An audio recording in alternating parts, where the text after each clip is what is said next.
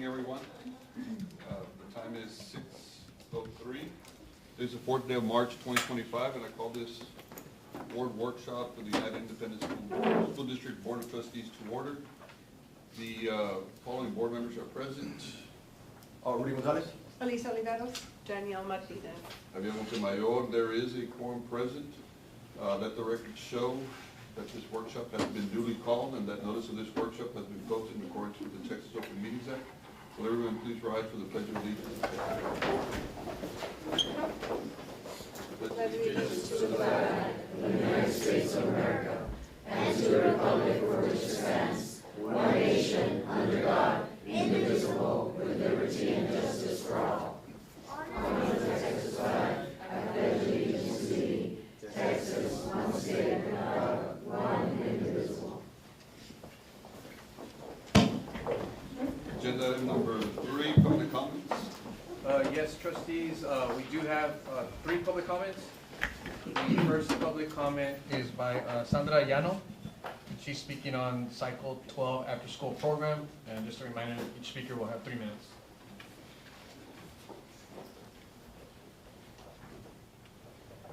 Hi, I'm sorry, I thought my husband wasn't gonna make it. I'll start off, we're here just to say a few comments on our thoughts about the Texas ACE program, Cycle 12. We have our son in Alicia Ruiz. First of all, we're very thankful to the availability of after-school programs. They're incredibly helpful for working parents such as ourselves. The program allows children to stay in an environment they already know with familiar faces rather than being placed in a daycare, where they have to get to start learning who the people are. This program provides academic assistance. Our child has maintained honor roll. Since last year, the academic support provided by the program has been instrumental in helping our son achieve this. They let him do homework and they help him out there, right? And the program reinforces what they learn in the classroom and allows us more time when we're doing our job as parents, right? Because we don't expect, them to do it. It allows me time to review with him what he needs more help on, rather than spending a whole, hour or whatever it is going through everything. They have smaller groups by grade. The program organizes children into smaller groups by grade, which ensures more structure and supervision. And the setup gives parents peace of mind knowing their child is in a more focused environment. The family engagement events. The family engagement events are highly valued as they offer opportunities for parents to participate in fun, family-friendly activities. These events are educational, covering topics like library nights, health and wellness. It introduced us to the STEM programs and the early college programs, plus all the other programs that are being brought up by the district, like the certifications and different aspects for those that more than likely don't see themselves as going to college. Gives them another option to be well trained to go into the workforce. Past events that have been included are a Christmas performance, a visit to a museum at the SAC, which this helps to enrich the children and make them well-rounded and better. This program is not just a daycare. To us, this program it truly enhances our child's academic experience and supports their developmental in many ways. Our director and her staff are amazing and are committed to our children in their educational experience. Mrs. Berrier and Ms. Rodriguez have always made themselves accessible and have been open to comments and concerns from the parents from day one. And one more thing, if we had the choice, because I know a lot of people say, oh, it's a free after-school program. If a daycare came and said, hey, you can get free daycare with me, I would hands down keep them at Ruiz in our after-school program. It's really worthwhile, and it academically helps them, and I'm happy. Thank you. Thank you. Mr. President, the next speaker is Jorge Mendoza. He's speaking on budget amendment and operating funds.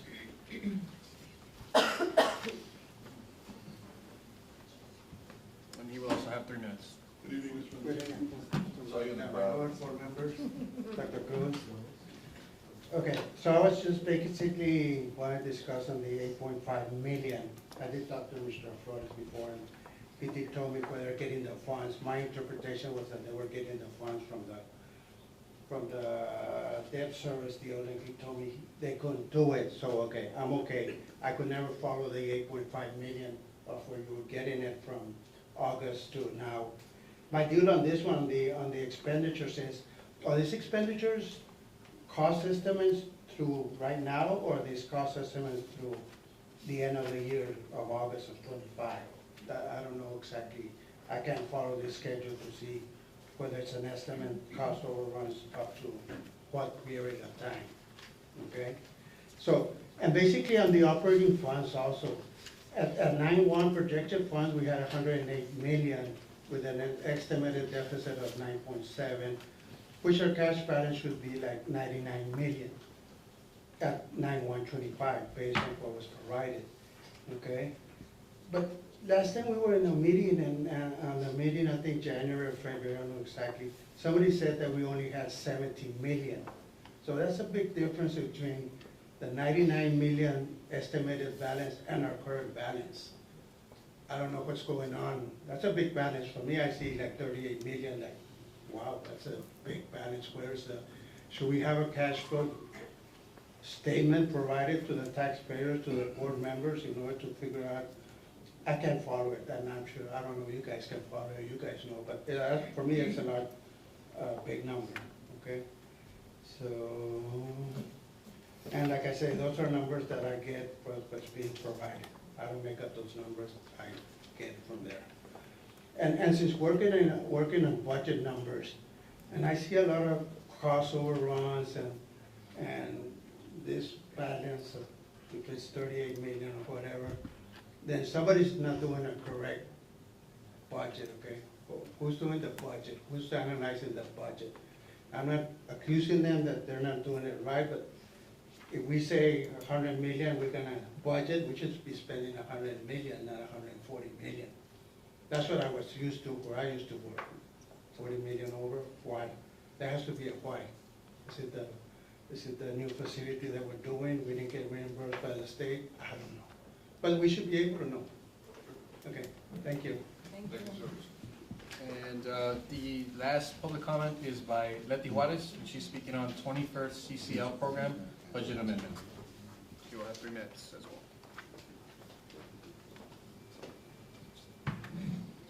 Good afternoon, or good evening. My name is Letty Juarez. Board members, today you will be discussing an important agenda item, the history and impact of the 21st CCL program on UIC students. Now, for the record, I don't have a problem with the program, you know, whether it's daycare or whether it's something else, but I do know that you have in the DIP, which is the District Improvement Plan, one of the goals is to show increased progress in the children's academics. So when I asked a couple of months ago, you know, to show that, to see whether there has been progress, with today's data, and I think I gave you copies right now, I was concerned that the presentation does not adequately address the program's impact on student assessments. The bar only shows pass or not pass. That doesn't tell me whether the children are progressing. That just tells me that they passed or not passed. And if you know anything about STAR, the scores are very low. A 30 can get you to pass. And I just feel that for transparency purposes, we need to have more information. There's nothing wrong with that. If the program is not meeting its goal, then fine, but we need to move forward and fix it. But how can we know if we're given this type of data? So on slide 5 and 6, you have them there, 5 and 4 and 5. Both of them have funds that only show, bar graphs that only show pass or fail.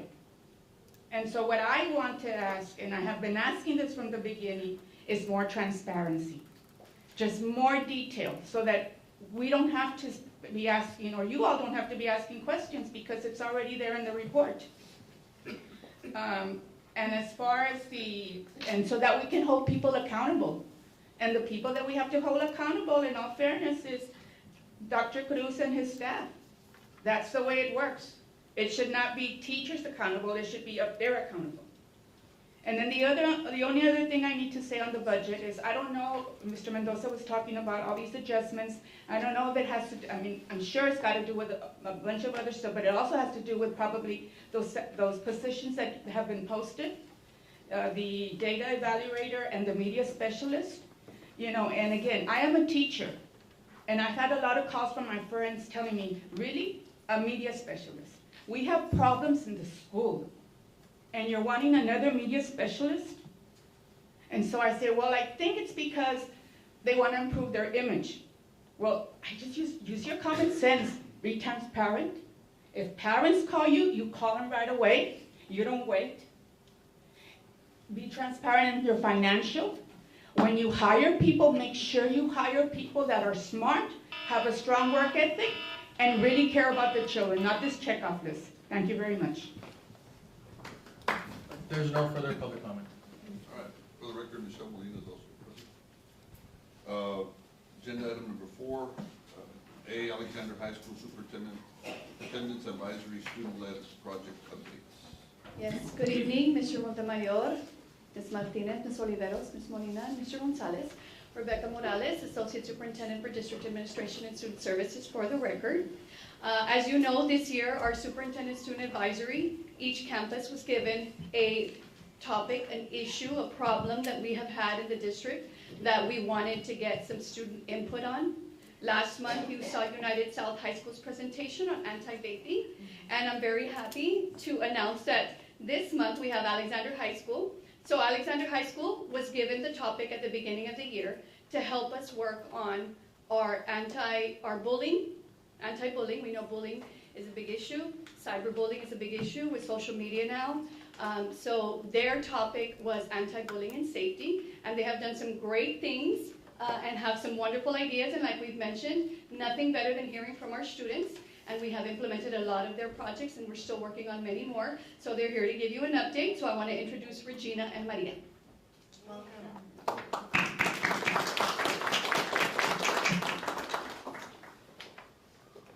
Okay, so my name is Maria Martinez, and this is Regina Gutierrez Peponen, and we wanted to. So I'm going to be discussing the safety campaigns, the PSA video on safety, and our main goals for our PSA. The PSA, we want to specifically focus on unconventional drills. We feel like most of the safety drills that do happen usually occur during 2nd and 4th block, so students are aware of what to do during those classes. However, there has been situations where during passing time there could be a fire drill. During lunch times there could be fire drills, there could be lockdowns, before and after school, and then as well as sometimes there's double drills. And so we feel that it is essential for students to also know what to do in those situations rather than sticking directly to the just 2nd and 4th block. Students have already practiced that previously, so they are already used to knowing exactly what to do, but addressing the passing, the lunchtime, the before and after school, and the double drills will allow them to be prepared for any more situations that might arise in the future.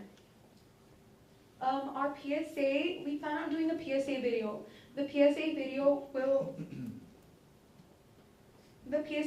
contain different scenarios, whether it's what to do if a student is located in the cafeteria, what to do if students are during passing time in the hallways. They're gonna be shown what to do in terms of where to hide if it is a lockdown drill, or where to exit through if it is a fire emergency. So the video will be presented by us students in the Student Advisory Committee, showcasing and following the guidelines on what to do. The PSA video is expected to be filmed right after spring break. The video will ensure that all regulations are met, so we will be filming after school to ensure that only the students who are supposed to be in the video are in the video, to prevent any other things from happening with other students. And our main goal for the PSA is for all students to recognize what to do in case of emergencies. The PSA video will contain a lot of information. However, the information will be very simple for all of the students to follow. elementary, middle school, and high school students will easily be able to see and understand, rather than for them to just simply be explained by teachers in classrooms. By showcasing and actually showing a visual aid, kids will actually be able to follow it and take the steps necessary to ensure their safety. We want to showcase that it's essential for us to start practicing now and practice various situations to ensure that the safety of the kids continues to happen in the future in case of any other emergencies.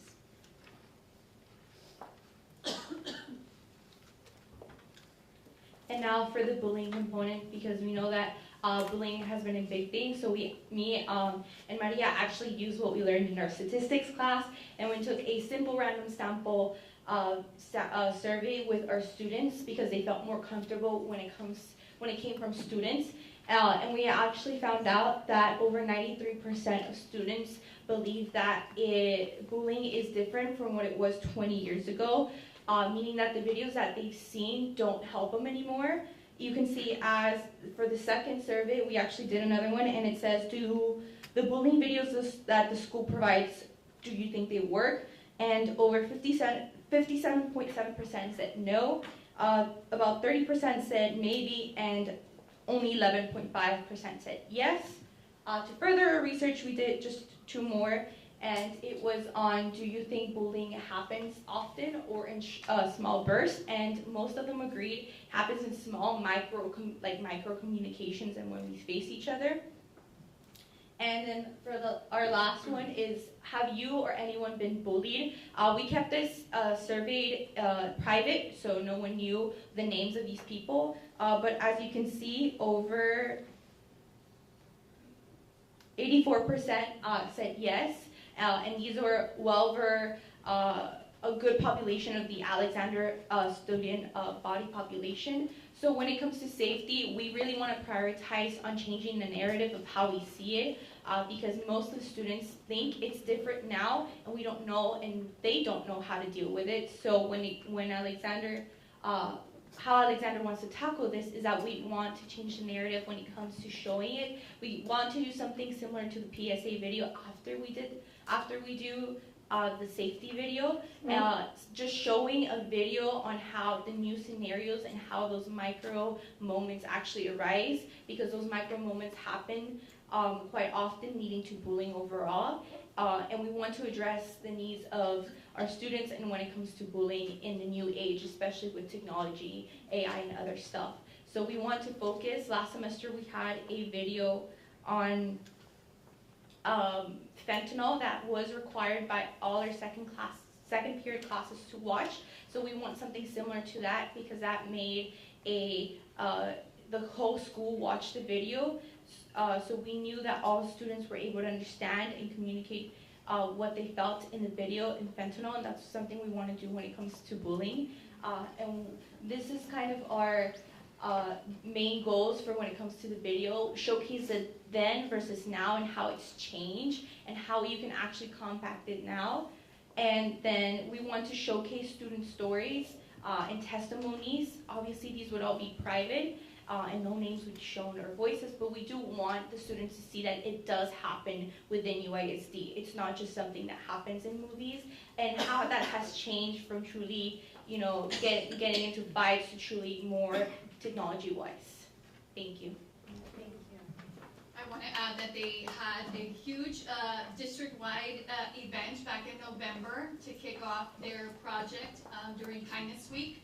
And so we involved the entire school district, and they did a kindness link in spreading love. And I know that that's just something that we know the students have to deal with on a regular basis. And like they said, it is, a lot of it has to do with technology and social media now. I mean, even adults deal with it, right?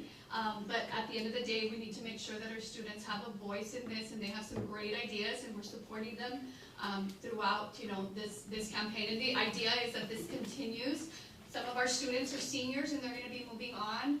But the idea is that these projects continue to live on, and they leave a legacy after they move on and leave United ISD. I'm sure they will do very well. And to me, you all are like beyond college students with your presentation and your statistics and all your ideas. So you did a great job. What was your sample? How many were in your sample? We set it out to, I don't know exactly the number of how many people ended up answering, but from the last time I saw it was like 87, 100 people. Was it just your campus, right? Yes, just your campus. So since we did a simple random sample, how it goes is that you have to find a variable. It can't just be like, oh, just one class. So it was every third person we have to sample because we want to get different variations within it. Maybe I missed it, but did you somewhere in there research how students, what is the most effective way or the most comfortable way for students to reach out for help if they feel like they're being bullied? Yes, we actually had a conversation with some of the students who answered the survey, and what they kind of found was talking about it, but in a way that was very safe and not put in a pedestal. You know, they don't want it to be where they have to call your parents, you have to call the counselor. And one of the biggest issues that most, if not everyone, said in the survey, in like the text box, is counselors. Obviously, our counselors work extremely hard. We don't want to downgrade on that, but they are school counselors. They're not, you know, types of counselors where you can go talk to them because, you know, usually they're doing schedule changes. So that's the main thing that the students said was about the school counselors and just being able to talk to someone very privately, very simply to address these. And I'm very glad that you said that, and I'm glad that the students recognize the need and know that at least for me, I'm listening to that, and that's something that I'm pushing for because it is needed within our students, more mental health counselors. Again, not that our counselors, they're swamped, right? But we do need individuals, and so, you know, for everybody that's here, you just heard it from a student, that's what the students want. Yeah. And we've been something we trying also- since 2020 we've added 5 LPCs. I'm an LPC myself, so the need, definitely recognize it. The budget, a whole other story, right? You heard the comments about our budget, so that's where we struggle. But we also have other support counselors. We have substance abuse counselors, but we're working on that. And definitely academic counselors are not clinical. So I'm sorry for interrupting you. You were going to say something. Yes, I was just going to mention that we do have LPC's counselors. However, for example, in our campus, she goes twice a week, and the time for the LPC counselor is also divided with our feeder patterns. And there's a lot of students. It goes through Clark. It goes through Clark Middle School, and then Clark Elementary, and then United Middle School, Trotman. And so there's a lot of students that might not feel comfortable going to the LPC simply because there's not enough time. A lot of the time, we not only divided between main campus, but also with ninth grade campus and all of the feeder patterns. So it does get a little frustrating sometimes for other students because we have heard in the past, and we sometimes continue to hear that students do not sometimes feel welcomed into the LPC's counselors simply because they're not usually there, because they also have other students that they have to tend to. Yeah, well, an idea might be to, I know there was, I don't know if Alexander still offers a psychology course, right? But I do know that Texas A&M University, International University has master level psychology students that are doing their practicum and their internship. And it might be a good idea for us to have a partnership with them where they can come in and spend more time in the campuses. But definitely we hear you. Yes. Yeah. Thank you. We appreciate your hard work. Thank you so much. Yes, Thank you. thank you, ladies. Thank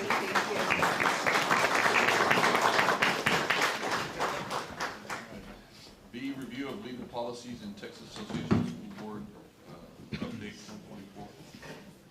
For the record, Gilbert Molina, South School President. I was looking this way and Good evening. Once again, Rebecca Morales for the record. We're bringing to you for informational items the review of legal policies and our latest update from TASB Update 124. Again, these are based on federal, state law, court rulings, administrative regulations. These are mandatory so that we are in compliance. So these do not require board action, but we are bringing them to you for informational purposes. Anything you want to highlight? Nothing? Not on the legal. I'll give you a little more information on the local, which is for action next week, or the week after, not next week. Yeah, I think I'll just make one point, because I did see the Title IX policy was changing, and that's because the 2024 rule is no longer in effect Title IX is being enforced under the 2020 rule. So that's just an important legal update that is out of the district's control. It's just something that is law, and that's how that regulation is being enforced right now. What about the one for auditing? I thought I read that, I think that was more local, right? The auditing. That one is where going to be now- presented tonight, yes. Oh, okay, perfect. Yes. Okay. Any questions? Thanks. 2025, 2026 budget update. Good evening, members of the board. For the record, my name is Lila Benavides. I'm the CFO for United. I just have a real quick presentation. The legislative session is going fast. Just kind of want to figure out how this works. Is it that? It's like, Yes. Okay, so bill filing has been done, and there's over 3,700 bills that have been filed since November 12th. We're using Casey to really help us track the bills that will impact public ed. These are the big three, right? Our speaker, they named a speaker. He's already done his committee assignments. He did them mid-February, so everybody's moving fast. The Dan Patrick, he already has his Senate committee. He's named his chairs. He's told them his priorities, which is school choice, property tax relief, and parental bill of rights.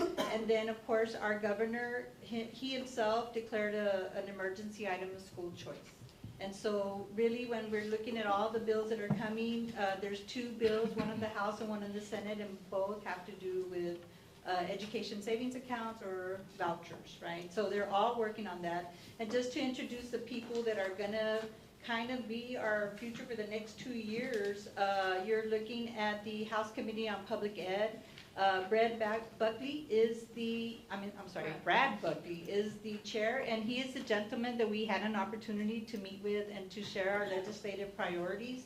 And so we're seeing some of our priorities kind of appear on some of the bills that he has filed, so we're excited about that. Not everything, right, but some things, right? And so you'll see the people that are representing the House Committee on Public Ed. And then on the Senate side, you have, they actually combined the higher ed and public ed together, and they created a committee on education for K through 16. And those are the individuals that are running public ed for us. Paul Benacord is from the Cypress Fairbanks area, and we're working very closely with his individuals from Cypress Fairbanks on the local optional homestead exemption. So we're not letting that, just die out. We're working on that right now, and we're going to give them a call and see how that's going. And again, to see who is going to be helping us or hurting us, I don't know. But on budget, the House versus Senate, they did their spending limits. There is a lot of money in Austin right now. That's all I can say, but let's see what they do with it.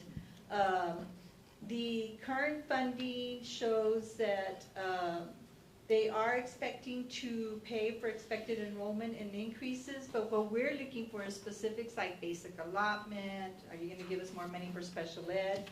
But pretty much at least, the law requires them to give us an increase on what they call the golden penny yield, and I went ahead and highlighted that because that could mean a little bit more money for UISD right there.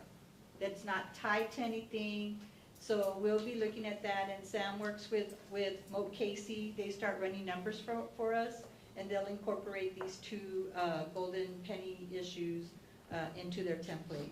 So does golden penny mean like it's not obligated, it's not dedicated, it doesn't have a specific purpose, or what? Yes, like, in other words, okay, here's a special ed allotment, okay, you have to spend so much on special ed. This is pretty much just whatever you can yield from these pennies, revenue, additional tax revenue. Yeah. Not tax revenue, collected taxes, but it produces revenue. That's not It's a weighted committed. amount based off of other school districts to try to equalize the revenue between like the Austin ISDs, Round Rocks, and the UISDs. Because when you go by student population, you have to spend that money on that allocation.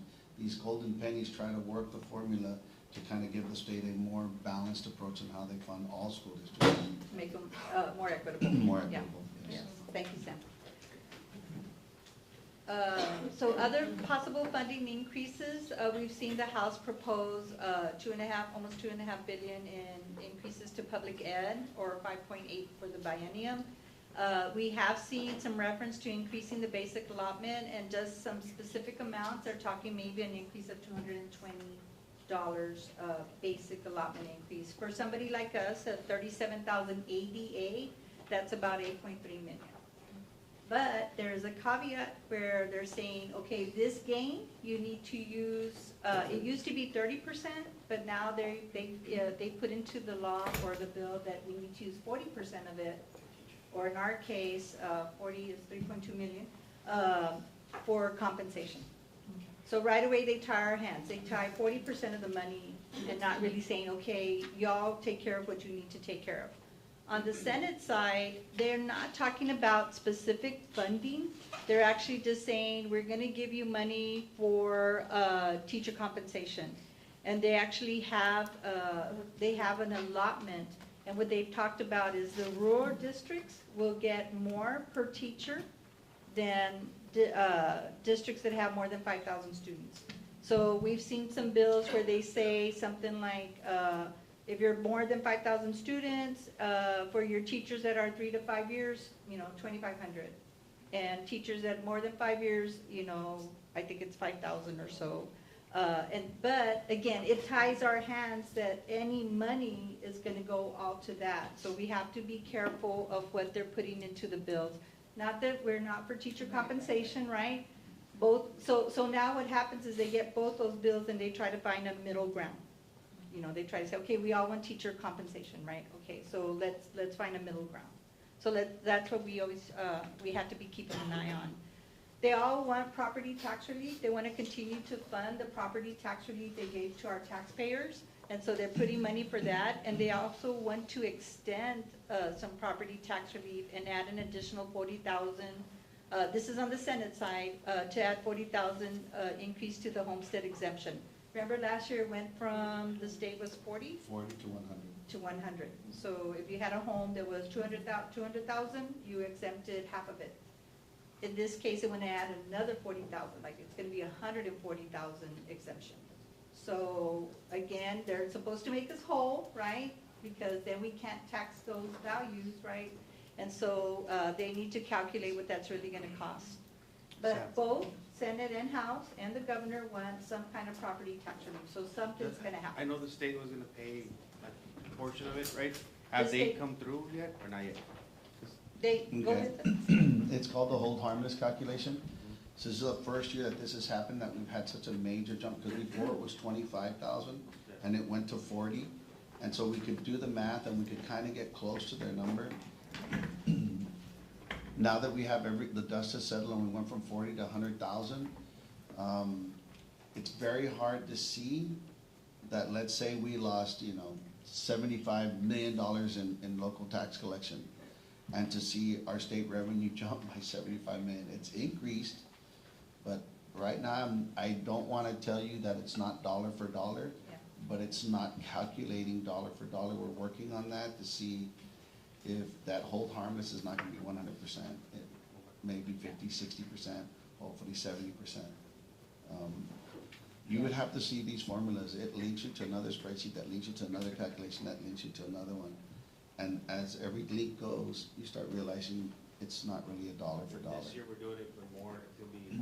they want to put it, like they want to raise it, right? But then they want to say, okay, but we're going to give the districts the difference, right? And we don't see it, but, you know, we're hoping that they do provide. Some of You're it. gonna get the district difference, but then they're gonna tie you down to To a compensation. certain amount, yeah. So that's coming, right? Like they all want additional property tax relief.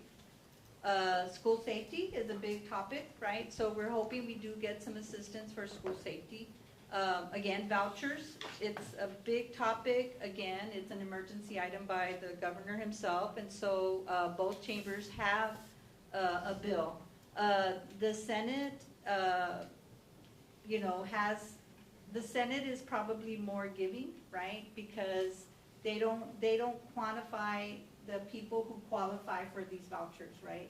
While the House, they actually divided it into like 4 types of households that could get a voucher, right? They start with maybe parents of disability, right, with a 200 to 500% poverty level, right? And then it starts coming down. Then, parents that have, a certain percentage of poverty level and so on, right? While the Senate just says parents who have a 500% poverty level, 500% over the federal poverty level, which when you calculate it for a family of 4, that's $160,000. So that means a family of 4 in our district, if the Senate one passed, could get a voucher, a $10,000 voucher to go to a private school or a religious private school. So that's very appealing, it is, but they're all working through that. They all know they want to do something. Is that 10,000 per child? Is that what they're proposing? Per child voucher. Yes. So again, like they both have to come together and say, okay, this is what we want in a voucher bill. They both know they need to do it. If the governor's going to allow them to keep on going, especially because it's an emergency. And are they proposing that that money goes directly to the families or to the school? I see different things, they get the comptroller involved, and so I read something about they're gonna allow 5 organizations to control these vouchers. I don't know, they call them education savings account organizations, right? And I guess through those 5 organizations, the vouchers will be allocated. If it goes straight to the institution, might be one thing where they pay it straight to the private school versus through the parent, But then they also say you can use it for software, you can use it for books, you can use it for. So how is that going to get to the parents? Or the homeschool. I also There's heard a that parent parents would get yes. check if they homeschool. So if Yes. you have 3 children, that's $30,000 a year to stay home and homeschool. Yeah, I think it's 2,000 for the. Homeschool- for the- homeschool's only less? 2,000. Yes, yeah. It's only so- 2,000 Yeah. per student. Yeah.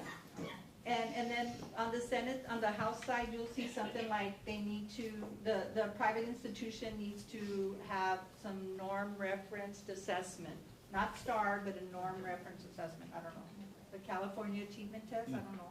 That's what we all We took that, and we have the CAT. Yes. And So- I know, I'm sorry to interrupt you, I know us as elected officials, because I've been part of meetings, we can, I don't know if y'all are familiar with it, the local progress organization. It's comprised of school board members, and you're basically advocating, right, for more school funding. So Yeah.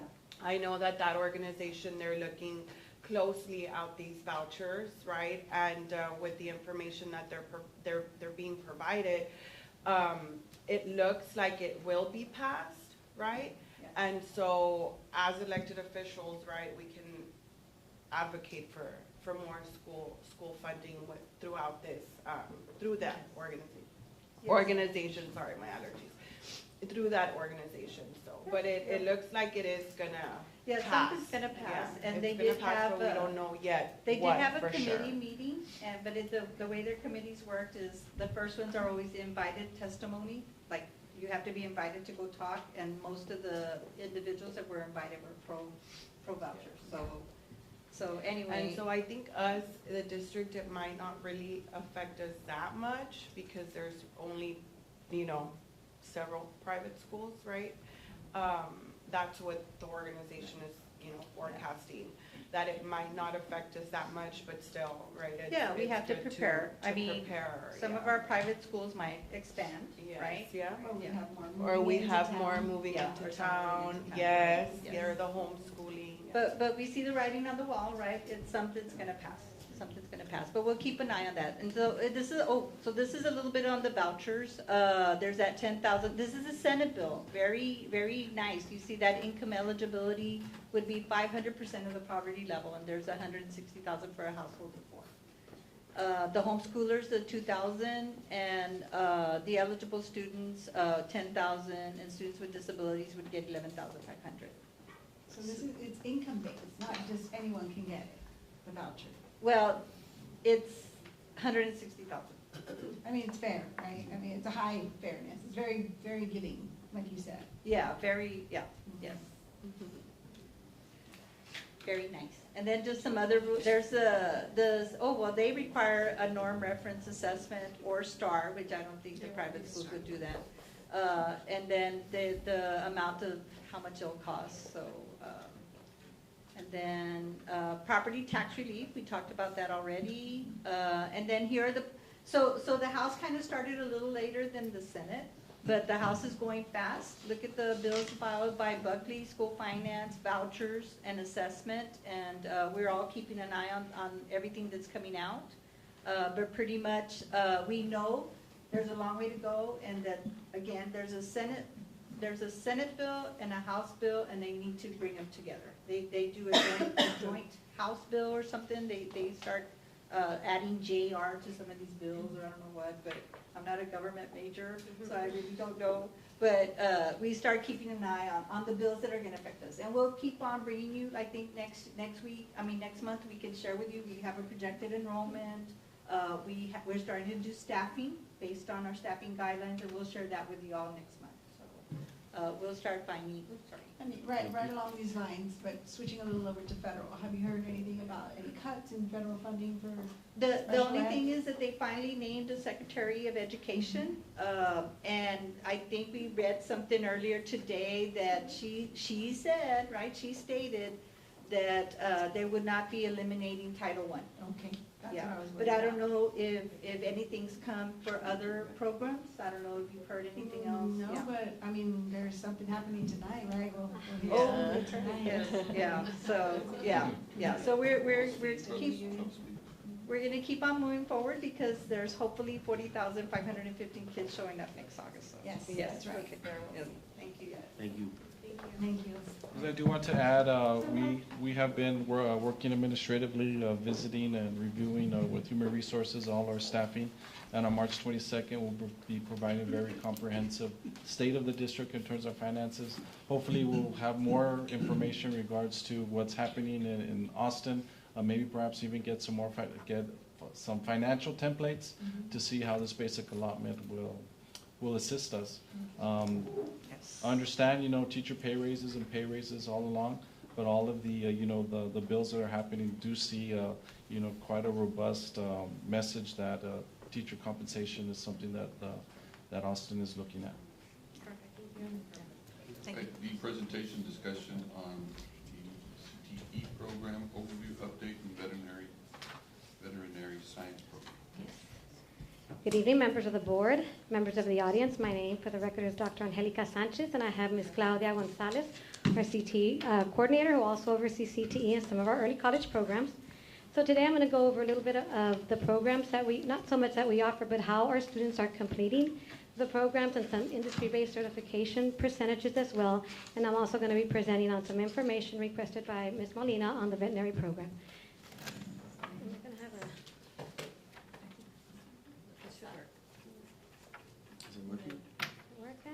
There we go. Okay, so one of the ways that CTE gets measured is by the number of CTE completers graduate by the time they get to high school. And what a CTE completer consists of, it's 4 credits in a particular program of study with a minimum of three courses. So the student needs to complete the entire sequence. And so if you look at our district is surpassing the numbers from the state. The state is at 31%. Now this is from our TAPR report. This is for the last TAPR report that just came out. So it's always 1 year behind. So this is the class of 2023. Okay, so United ISD, if you look on the left-hand side, that is Region 1.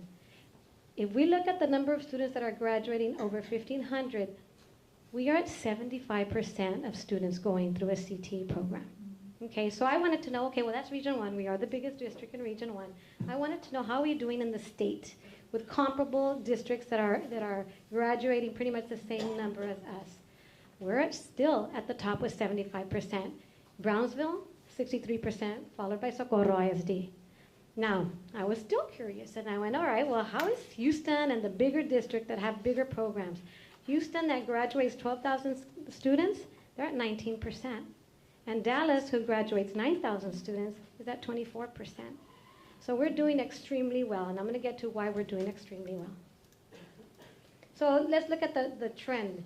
In 22, we had 57%.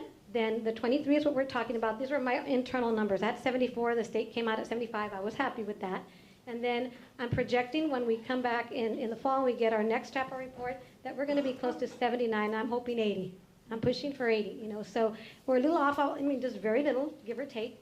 But I am going to show that we are going to completely increase. So we're continuing to increase our numbers, the number of students that are going through a CTE program in high school. Now we also have our IBCs, our industry-based certifications. Again, we continue to show growth. After COVID, where we couldn't test, we were all at home, you know, we started coming back. And so we went from 41 to 57 to 60%. The state is at 33%, the number of students getting a CTE certification. So again, we're progressing in that area as well. We always look at our mid-year data. Right now, as the number of testers, we are at 68%. So we know we're already growing, and we haven't even conducted our spring testing. All right. Now, how do we contribute? CTE now is part of your accountability, and we give credit, or we give points in CCMR, which is your college, career, and military readiness. And of course, there's 10 different ways that you can earn that component. But if you had to do CTE alone, CTE contributes 57% of CCMR. Okay, and this is a phase-in period. The way the state does it is you need to complete the sequence and pass the IBC that is aligned to that sequence. The state dictates, this is your sequence. We dictate which IBCs you can offer. So I can't just offer whatever's on there. There is an accountability list of IBCs that the state developed with committees, you know, Texas Workforce Commission and the demands of the state. And so it's a phase-in period. They didn't want to say, hey, we're going to do everything at one time. For the class of 23, it was just pass the IBC. The class of 24 was one class and pass the IBC. This class that we have, 25, is 2 credits in the sequence and pass the IBC. Next year, we're full-blown. They have to complete, and they have to pass the aligned IBC in order to get that point for their accountability ratings. So again, CTE contributes a big amount to that CCMR. We're very proud of that. So I ask here, why are we so successful? Number 1, we are on an accelerated block. So what does that mean? We offer a 5x5. 5 classes in the fall, 5 classes in the spring. So our students can take 10 classes a year. And those of you that have kids, we know we have 10 times 4. We have 40 credit opportunities. So in our school district, we allow the kids to participate in their academics, still do their CTE completer status, and still do their extracurricular. You know, if any of your children were in athletics and doing dual credit in an early college, they can still do their extracurricular. We provide the opportunity for students to have enough credits during the school day to complete the sequence. And that's why one of the reasons why we're very high. Brownsville is the same way. They're on accelerated. Not everybody is on accelerated. You have those that are still your traditional, that are taking year-round 7 classes. 7 times 4 is 28. How am I going to complete? So we know that this is a major contributor, that we're allowing the opportunity for kids to take those credits. So again, I'm really grateful for that, because that helps our early colleges with offering those associate's degrees, offering those 60 hours.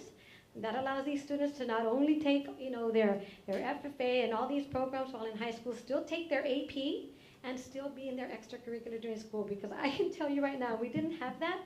My kid would have said, I'm going to baseball rather than my class. You know, they're gonna choose otherwise. So here we're able to give them those opportunities. And so that 5x5 really helps our district, and it benefits our kids. So that's one way. The other way is we have different initiatives in CTE. Number 1, our counselors. Our counselors are our biggest contributors because they're the ones that schedule the students. All right, so we provide those counselor workshops. We make sure that the kids are in those classes. We provide them with the data, and we tell them, we have so many kids that are pending one class. We provide them with the opportunity to say, okay, you only need 1 class. Let me schedule that, because they have so much on their plate. So our department comes in and says, hey, you have so many more kids that need to be a completer, just give them this class. And sometimes they might have overlooked it, but by giving them that data, they can complete that. You know, again, we collaborate, and we follow up in the summer, making sure those schedules are done, and then we follow up mid-year. You know, last round for those seniors that are going to finish up, do they have that last class? I mean, we try not to have them leave campus, but some have to work, and we understand that. But for the most part, we really push for those kids to complete a completer. We have also changed our mentality of how we communicate. We no longer tell the students, what class do you want to take? We say, what program of study do you want to complete? So by changing that mentality, that has also helped because now the students know. And then of course we integrated career craft, which helps with scheduling decisions. Then we talk to our teachers. We train our teachers in our programs of study. Our teachers do what's called program of study orientations in the fall and in the spring. So if I'm a criminal justice teacher and I'm sitting in correctional services, we're going to go over the program of study, and that teacher is going to say, hey, you've already completed this. This is next year. You're going to make sure you enroll in Law Enforcement 1 so that when they do their pre-registration, the student already knows what I need to take, and it helps the counselor. And that student will say, hey, I'm in the wrong class. I need my Law Enforcement 1. And so now we're all talking the same language. Counselors know, teachers know, and student knows. Okay? And then, of course, we train in our IBCs. We do district PLCs. Sometimes we have a school that has 80% passers, and then we have one that's 50% of what's going on, same test. So we PLC, and so we share what are you doing in this one that's not being done here, and we share strategies so we can make sure we increase those numbers. And then we have other things that we do, teacher support, and we make sure that if they are testing students, that they're including it in their goal settings as setting expectations for passing. And then lastly, our administrators. They're key. They're the ones that help us with the master schedule, making sure that the courses are there, the number of sections are there. We meet with them, providing all the updates that we get, and believe it or not, TEA changes everything in the last minute. The IBC list changes, and then we got to change. Courses change, and we got to change, and we need to adjust. And so we meet with the administrators beginning, middle, and end of year. Beginning of year, how did we end up, and what is our plan for the next year? Middle of year, we go back, we look at our data, we reevaluate, and when we need to re-strategize, we do it at that point. We're not going to wait till the May. We need to do it at that point. And then at the end of the year, we celebrate our successes. And then we say, okay, where do we need to improve? And what do we need to do to set our goals for next year? And then the cycle begins again. And so this is what we do. And because of everything we do, and because we offer some great programs and we excel, UISD has been identified as the CT District of Distinction. I'm very happy to say that. We are 1 out of 38 districts across Texas that was recognized for our CTE department. I've got to congratulate for all the support that we get. One of the items on there, and one of the items that's on that list is your funding. CTE allotment, you're only required to spend 55%. Our district, our 3-year average is 80%. So the allotment that they give us is way up there. Thank you, Sam. 80% of the money that is generated, we're not at 50. And I've gone to all these meetings. There are a lot of districts that say 55%. The other 45 goes to indirect, and they can use it for whatever needs they have. Ours goes back into CT, and I think that's why we're very, very successful. All right. So any questions on that program of study? No? Good? Very impressive. Keep that up, and thank you so much for presenting. All right, so now the next item is the Certified Veterinary Assistant Program. This was a request by Board Member Ms. Molina on what it would take to offer a veterinary science program. So, of course, the veterinary science program would consist of a 4-year program, and we're going to talk about program of study. Remember, we've got to stick to those program of studies, where it's going to provide students with foundational training in the veterinary field. It would give the students the opportunity to earn a Certified Veterinary Assistant Level 1 certificate. So here's the 4-year plan, the 4-year program of study. It would be kids who are going into the agricultural field because you do need the prerequisites. You need principles of agriculture and then the livestock. And then what I highlighted in red is the actual courses that would start the certification process. And so 11th grade, it does take 2 credit hours, 2 credits in the course, so it's all year round. And then our practicum would be double block, and I'll get into that in a minute.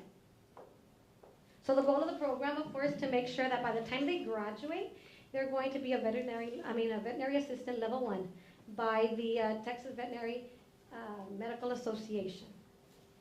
Students would be selected at their end of their 10th grade year because you do need those 2 prerequisites, the principles of ag and the livestock. And so the selection process right now, just throwing it out there, I would include either grades, attendance, as well as discipline, because you're going to be going out into the field, and you got to make sure that you're up to that par. And then the prerequisites, as I mentioned, you have your principles of ag and your livestock. Are those 2 courses offered at all our campuses? Yes. Yes, ma'am. So this is a requirement for the program. It does require 200 hours of classroom content. So that's why we have to be there fall and spring. It has to be 9 months. So you're there in the entire, that's just the first part. That would be junior year, which would be the veterinary medical applications course. And then senior year, because the program requires 300 hours of work with a veterinarian, you need a doctor of veterinary medicine, or a licensed vocational tech, we have to start prior to senior year. We won't make it with a double block class, okay? So we do have to offer 300 hours with a DMV. And then, of course, you have to master 78 skills that the clinic, the doctor, has to sign off on and validate. So in order to do this program, we do need the veterinary clinics. And then lastly, you need to pass an exam that's about 100 questions. All right, so now let's talk about cohort size and location. So the number of students in the program has to be contingent on the number of clinics that are willing to participate and the number of students they're willing to accept. Okay, so we're working on that. I'll show you some numbers right now. I don't have too many, but I will show you how that works. So in Laredo, we have 7, and so I'll go into that. And then in order to ensure that the hours get done and that we place them, my number right now is 15. All right, that's how many would go into the cohort. And then the location is going to be contingent upon where I have a facility that has water. I need to install dog washes, sinks. There's a lot of things that are going to require water, so it can be a classroom or a lab, and a school that has the space, as well as how is it going to impact its existing ag program.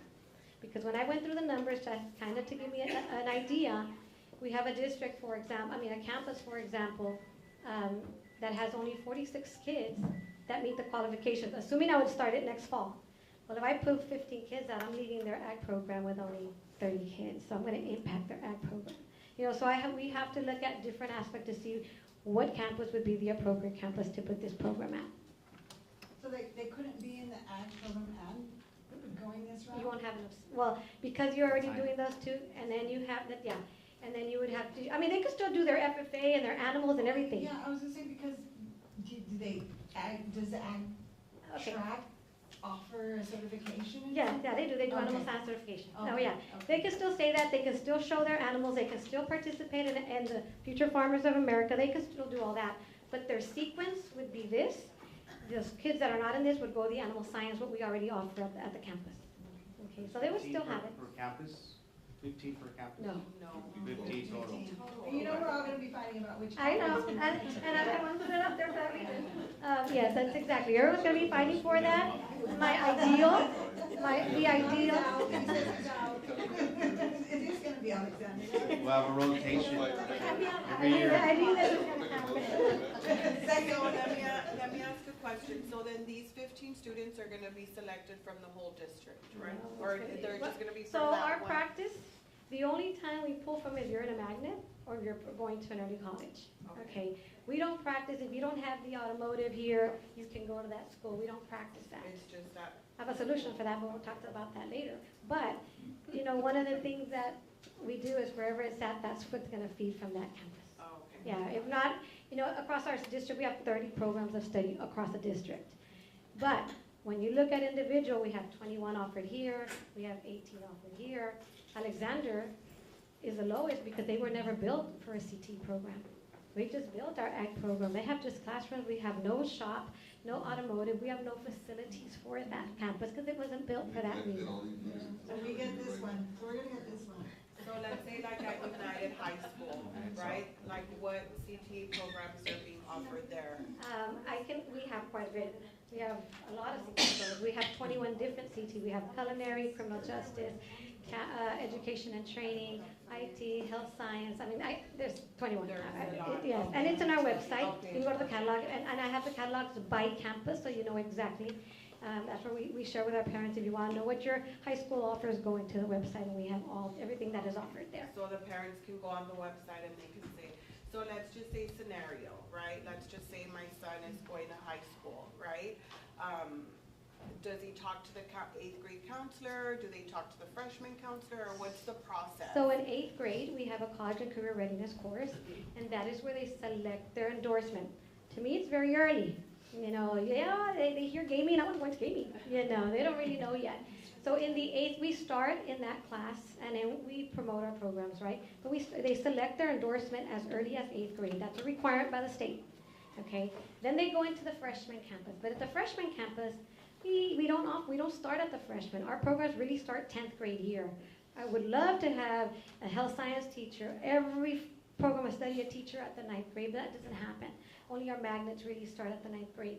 So our programs really start at the 10th grade. So in the 10th grade, the student now is coming back into saying, okay, what am I going to do? And so they're going to go back to that student's program of study, endorsement, and say, this is what you still want, because that's the last time you can change it. So in the 10th grade year, they're going to check, is this what you want? Yes? Okay, then we're going to go ahead and start that sequence. But they will talk to them. The counselors are really good about informing them. We go into the classrooms. Our teachers are doing those orientations in the class. In the 9th grade is, hey, these are all the options that you can take. So we're really pushing and making sure that the students are being informed about these programs. That's great, thank you. And then, what do I have next? All right, so these are the animal clinics that we have. We've already contacted all of them because I want to know, hey, would this even be possible, right? Veterinary Care Center Laredo and Clark, that's Dr. Segovia, he right away said, yes, I'll take 2. And I'm like, yay, that's 2. Tomorrow I meet with the Rio Grande Veterinary Clinic, and he seemed very interested. Most of them seem very interested, but now I'd like to see how many are you willing to give, because that is going to tell me how many I can accept into the program. Okay, so again, this part we're working on because they're very busy. Little did I know that 2 are corporate, and so they need to ask corporate. I wasn't aware of that. But Creator Care is one, and there's one more. And the one Laredo had? I think, I'm not sure which one, but I know that 2, they need permission from higher up. So again, we're going to find out how many, and I will share with you how many will say yes. Okay? And so here's the good part. You know, the staffing and the budget, what does it take? I would need an additional ag science teacher, okay? Because if this program, I need to pull in 6 sections in order to complete it. So if I do that, I'm going to affect the current ag program. You know, and the ag programs are very big at the campus.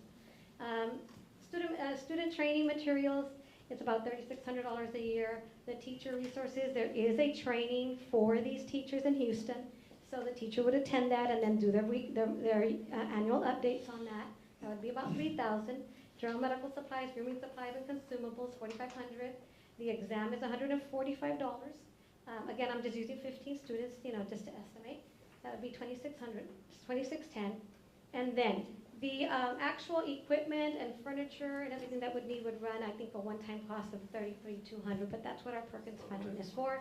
We can provide that if we needed to. And then our transportation costs, there is a transportation allotment for CT services when it involves instruction, though that's going to vary depending on where the locations are at. So that would come from our transportation allotment. Okay, and so that's all I have. Do you have any questions on that? Do we get any funding for this program? Do we get any funding? Kind of funding for this program? Other than what I get from the district, our CT allotment. As far as federal, we have our Perkins funding, but that's strictly for more equipment-based. We can't plant, you know, and so one would be strictly for all the only thing I would be able to cover from the Perkins would be all the equipment and startup, and everything else would come from the CT allotment that Sam and Lida contribute every year. Does the CT allotment is how they're graduating? So CT allotment, no. CT allotment is how many, for every student that sit in the CT class generates a percentage higher than what the rate is. So we have, you know, kind of remember 18, 20 something, and 48. 48 are the higher level courses. Once you're ending your sequence, those get more weight. So for every student that's sitting in there, we generate roughly 17 million, maybe, roughly, where 80% of that comes back. The majority of it is CTE payroll. Okay, and then the difference, you know, comes to our funding programs. You know, we have some of our programs that are very expensive, ag, STEM, health science. Those are very expensive programs in our high schools. And so most of our schools, we just finished with Life, that was big, you know, which our kids did very well, by the way. So, I mean, this is what it would take to open up a veterinary program, and if you're interested, then maybe in the future I can bring it to an action item. Thank you. Yeah. This is very exciting. Thank you so much for putting this together. Thank you for all the work that you collaboratively did to present this. I know this is one of many projects we're working on.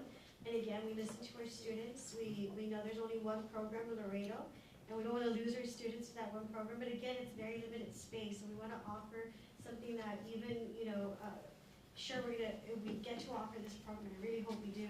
There isn't many veterinary clinics out there, and our kids are already in the FFA programs. They're taking advantage of some of the stuff that we have, but we don't have the specifically that they're asking for. Right. So one of the things that we look at, and we always look at cost effectiveness. So you do know that this program, if we get that extra teacher, our ratio is 15. Okay.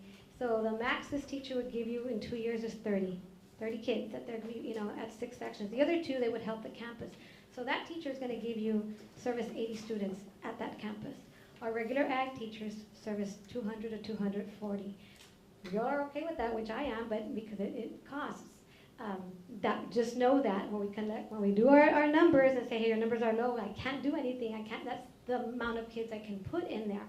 Same thing for like our EMT program. We can only have 12 kids because Laredo College says it can only be 12 kids. So, those are programs that, when we look at why our number's low, it's not that, it's because the program requires that number. Exactly, and I just want to make sure everyone brought in the idea that the kids that are going to be graduating this program, get to complete it fully. It's not just necessarily to go into a clinic, there's wildlife, there's wild stock, there's, farming out there, and that's where they want to go. That's being independent, and being able to service livestock and, out of the ranches and stuff like that. That's where they said, Ms. Molina, we can go do that. Can you help us? So I appreciate you again. You're welcome. Thank you. And I have one question. Do you all have like a cosmetology or a barber? No, we don't. We don't have that program. I know We spoke about it, right? Yeah, I know that's part. We did look I've into been it. We do approached. have a presentation that I can It's share. one of many programs we're looking at. Yeah, one of, if we contract out, just because I remember the program, it costs about $7,000 a student. So I put 10 students, $70,000. We can look into opening something in here. Of course, we're going back to facility. I need, and where would we put it? One, we look at that. We've got to certify ourselves with the Texas, what is it, the TD? So we would have to do that. We would have to hire somebody. And maybe 2 at most, because once you start the program, one teacher having to do all the programs is going to be very difficult. So sometimes we look at what's more cost effective to open or to partner. Yeah, so we've looked at those options too. I think, in my opinion, now with the vouchers, because they do back, that's something that, we lose a lot of students to Martin, to Nixon. I think Sierra is gonna bring one, barber academy.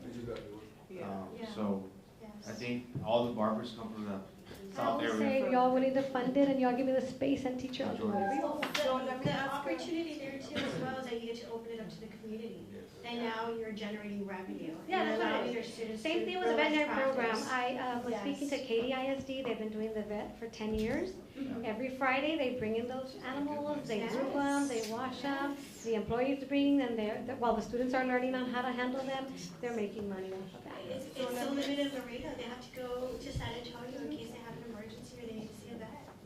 Sure. So let me ask one last question, sorry.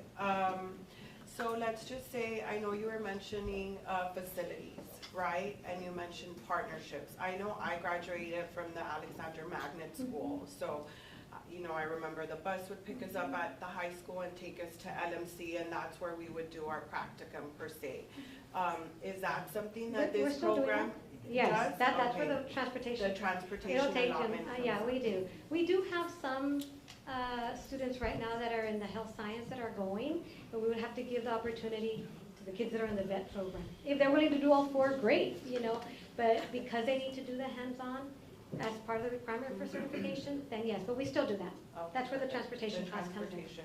So let's just say if in the future, right, we wanted to do this, that's why you're looking into the partnership, so we don't have to have that expenditure of having a facility, right? No, we need that requirement. You need the requirement. In order to do the 300 hours of on-the-job Okay. certification that the doctor of veterinary medicine has to sign off on. There's validation forms that they have to sign off on. So the vet has to be done. If we don't have that, we don't have a program. Yeah, so then it doesn't necessarily mean that we need our own facility. It's Oh, yeah, no, we just need a classroom. We just In order, need a- yeah, we need a classroom with water and, or a lab. I do need to restructure it for, some construction's gonna have to be going on in there. But yeah, we do need that to do the in-house, but when they do the actual work, we need the vets. Perfect, thank you. Okay, thank you. Okay, agenda item E, presentation discussion regarding the Texas ACE after-school Centers on Education Programs history and impact on USD students and matters incident thereto. Okay, good evening, board members, Dr. Cruz, members of the audience. My name is Adriana Ramirez, and I am the Executive Director for Federal and State Programs. And so tonight I bring you a presentation, and it's an overview of our two after-school programs, our 21st century Texas ACE after-school programs. And I'll start with just a little bit of history. Both of these programs are grant funded. The rationale when writing the grants, they were looking at demographics, they were looking at economically disadvantaged status. They were also looking at our communities to see what activities, what after-school activities are available for our students and how much leeway do parents have in putting them in these programs. And so we have two programs there. This is Cycle 11, which is the LBJ feeder pattern. It includes 8 elementaries in that feeder pattern. When the grant was written, UISD was funded over a little over $1 million for the 5-year cycle. So every year they are getting over $1 million to run the program. Then we have Cycle 12, which is in the United South feeder pattern, and that includes 7 elementaries and 3 middle schools that are in the LBJ feeder pattern: Los Obispos, Salvador Garcia, and Lamar Bruni Vergara. And so again, the same rationale was used, and they were funded. UISD earned the grant, and we received $2 million for a 5-year period each year. We are currently in our 2nd year in that cycle. For Cycle 11, I'm going to go back, we are in our 4th year of a 5-year cycle for both of those programs, okay? So these cycles, these programs are also overseen, the grant itself is also overseen by Texas ACE, the After School Center on Education, which is basically an extension of TEA. So all of the reporting that we do, all of the communication that we have, our coordinators are in constant communication with the organization and with TEA. For Cycle 11, our coordinator is Ms. Adriana Guerra. She's right here. For Cycle 12, we have Elsa Burrier. So they are in charge of pretty much supervising the programs. When these programs came about, and once we earned the grant, we do know that there are 4 goals that are being monitored through this grant. The first one is, it's an academic enrichment program. So our focus is on reading and math, and we, the coordinators, along with the site facilitators. Our site facilitators, we have 1 individual at each of our sites, and these are degreed individuals that work hand in hand with our coordinators to plan all of our activities. They're enrichment activities. We do use computer modules, computer programs that were purchased. We also have our coordinators that come in with our site facilitators weekly, and they PLC, they plan, they use the UISD scope and sequence to see what the teachers are following, and they try to provide lessons that extend the learning for our students. Also in that program, they are also required, we have to report how many minutes of reading, how many minutes of math they do throughout the week. We also offer 30 minutes of homework help every day. So it's a really structured program. Next, it's important also to note that in the classroom, we do have caregivers. We do not have certified teachers working with the children after school. We have caregivers, which would be made up of some of our paraprofessionals that we have during the school day, some part-time employees. We also hire degree tutors that come in and assist either with homework, reading, or math. Another component of this grant, another goal of the grant, is to offer extracurricular activities. They really want us to provide extracurricular activities that are high interest to our students. They're given a survey, and depending on what feedback our coordinators get, we plan activities around that. So for example, at our middle school right now, we are providing guitar lessons for our students, and they're really enjoying that. They're doing really well. We also, some of our students are working with drones.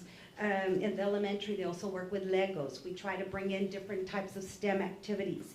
We offer some sports in some of our sites, and we also have cooking classes. So it's just a variety of things, but really to keep our students engaged. Because if you think about it, these are long days for our children. Some of them ride the bus, they get to the campus very early, they're with their teachers all day. Some of our students, not all, but some of them participate in after-school tutorials with their campus. And then after the tutorials, they join us in the after-school program. So you can see that any activity that we provide, enrichment activities in reading, math, extracurricular activities, they really have to be engaging to keep their interest and to keep them, wanting to come back to the program, because it runs from 3 to 6 p.m.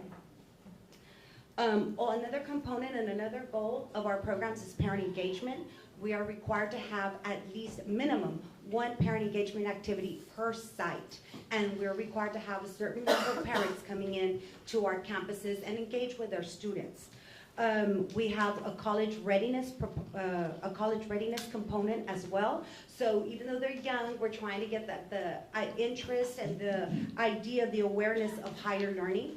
Also different career options, career awareness, bringing in presenters, bringing in different people from TAMIU, different organizations that provide presentations, things of interest for our students. So those 4 goals, that is really where we get graded on by Texas ACE, by our program. So those are our goals, and that is what we focus on for each of our programs.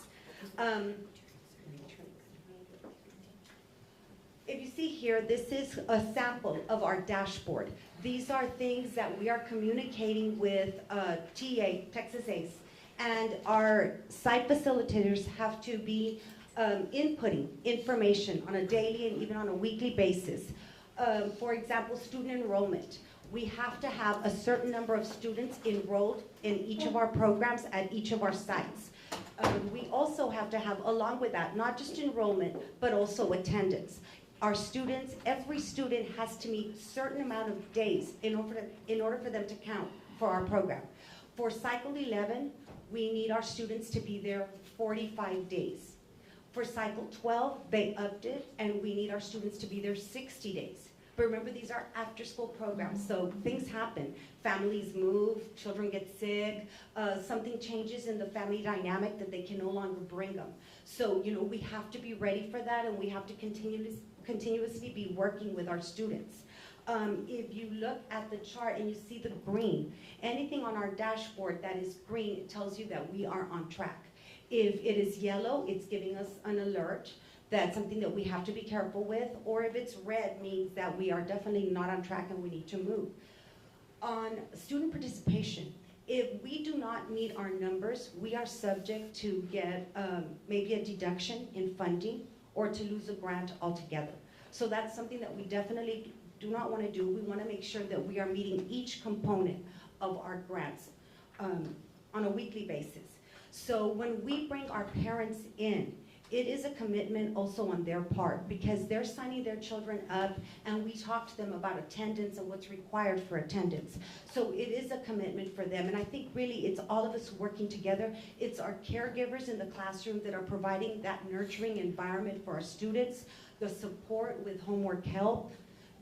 It's our site facilitators that are creating those activities, the engaging activities for our kiddos, and also our coordinators, that we are constantly communicating also with our parents, our families, and building that trust element with them, to bring them into our campuses as well. A lot of times our parents work late, they work out of town, the students are staying with grandparents or their different family members, and so it's making that contact with them, making sure that they're aware of what's happening on the campus. So we become kind of liaisons between the campus and our families. If they cannot contact a teacher, they have our site facilitators, they have our caregivers, they have our coordinators that they make contact with.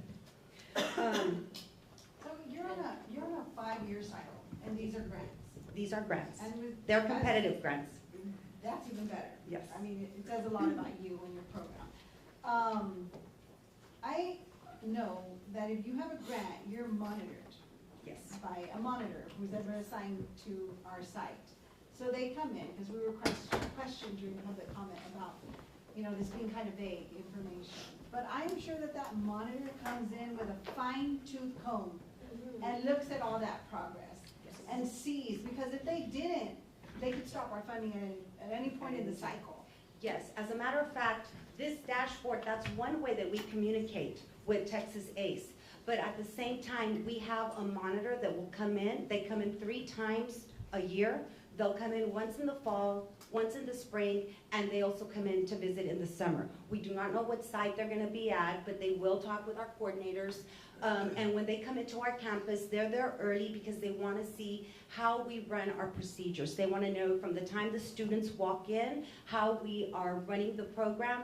They go into the classrooms to see the instruction. They're thorough. They're and thorough. Also these grants also require certain information to be given to the public. At least the grant I work for, and most grants that I know, require certain information. Do we meet all the mandates for the information? Are we not? Are we hiding information? Are we keeping information for the public?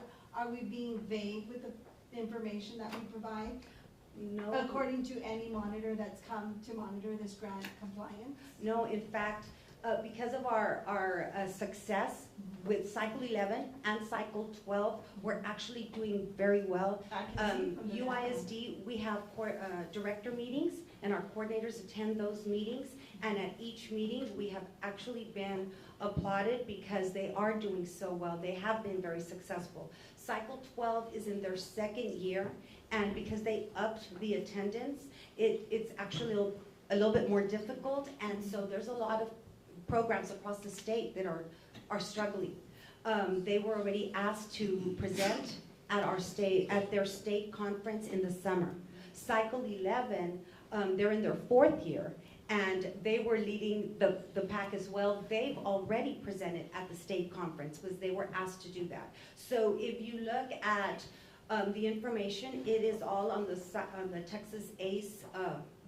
They have control of all of that. Yes, it is available. Can I add that, as a matter of fact, if our program was not doing well, according to our monitors and Westat and Texas States, who oversees these program requirements, we wouldn't have gotten the 2nd competitive grant, which was Cycle 12. Right. And not only that, they probably would have put us on a corrective action plan. Or Immediately, yes. Yeah. So there's no way that we're not doing well. Right, no, this right here is just a sample of our February dashboard because we get a monthly report. So you can see that we are all in green. And then with the next slide, the next slide, one of the biggest components also is parent engagement. And so on the parent engagement slide, it shows you the dark blue is going to tell you the number of parents that we need to bring into the campus. According to the different sites, they give us a set number for parents. The light blue is where UISD has actually met. Our Cycle 11 and Cycle 12, you can see that we surpassed the number of parents in all of them. So for example, Centeno Elementary, their target was a 50. We're at 120 parents already. Now we're just in March, so we still have our March parent participation. We have April, we have May, and we have our summer months to fulfill that. You have a parent sign in when they go into the... Yes, we do, yes.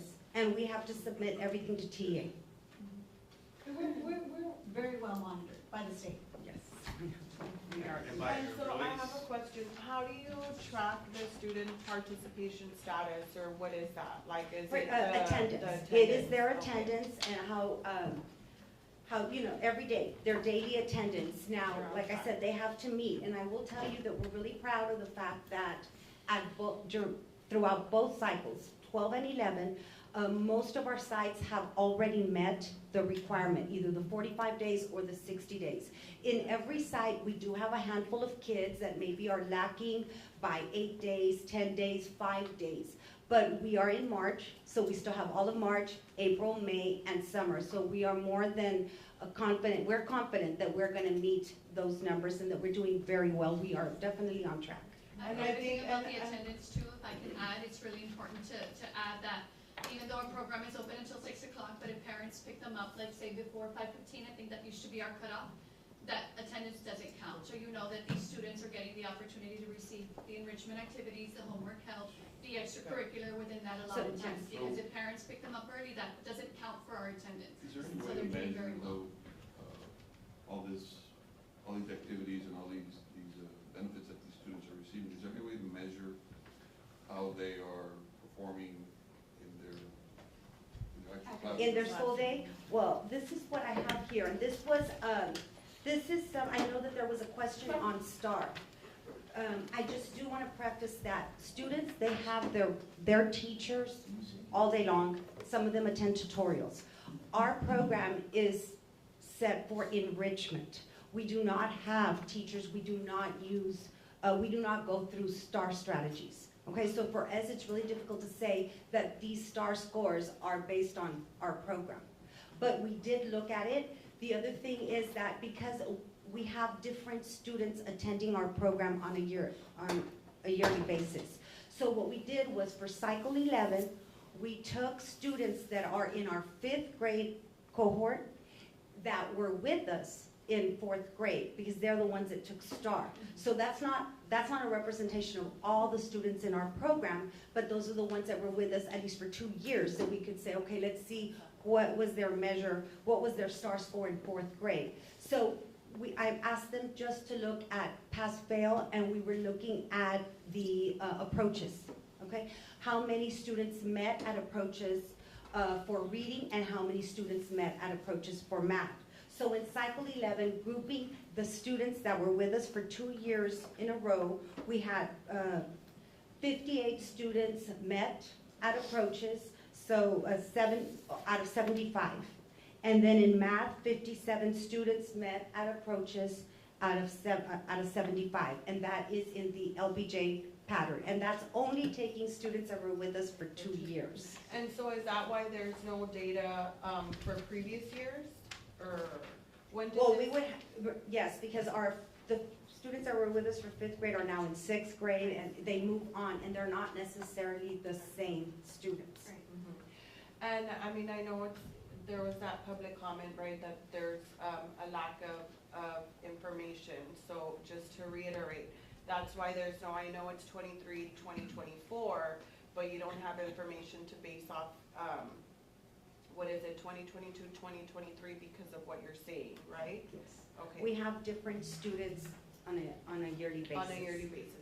And I don't even think it's just about, I mean, we know, and it's something that Gilbert, and Mr. Gonzalez, we discussed individually, is that we know you all are doing an excellent job, and we know that, of course, you have to be monitored, right? But I think that it is our obligation as elected officials and board members that, for us to provide this information to everybody, so there is no misunderstanding, right? I think it's a great opportunity to Exactly. explain And to to you our explain, program, yes, because there's yeah. a lot of good things happening in our All they did was make us look program. good by highlighting all the good Yes, that you've done. yes, we do a lot of, I think that we are making an impact.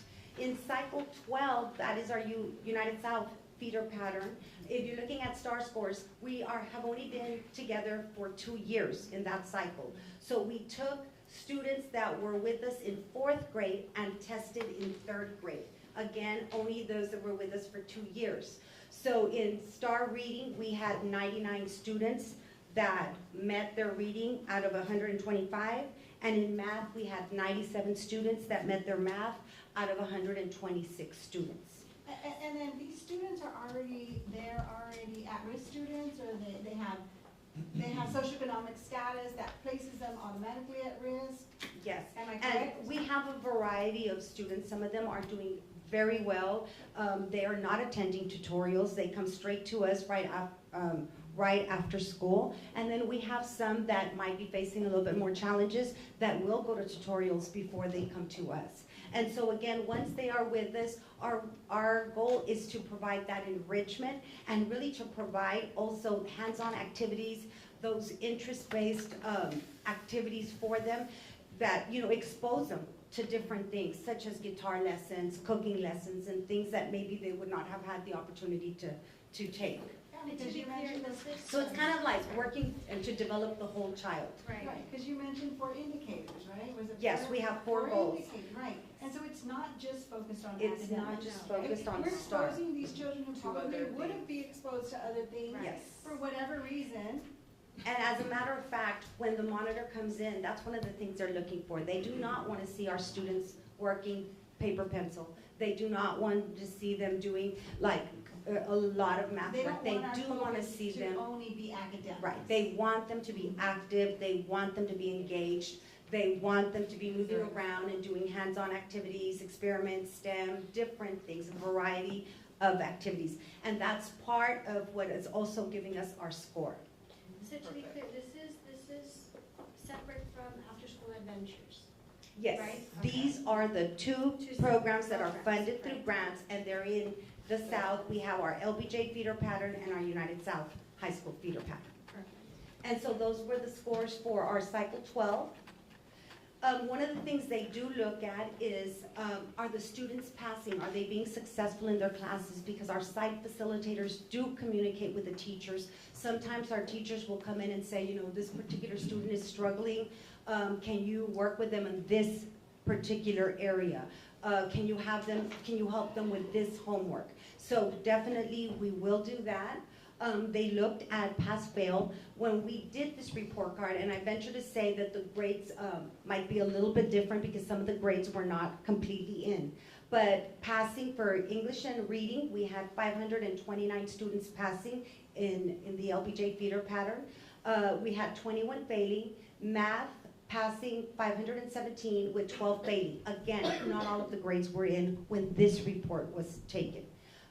In cycle 12, we had English and reading, we had 788 students passing.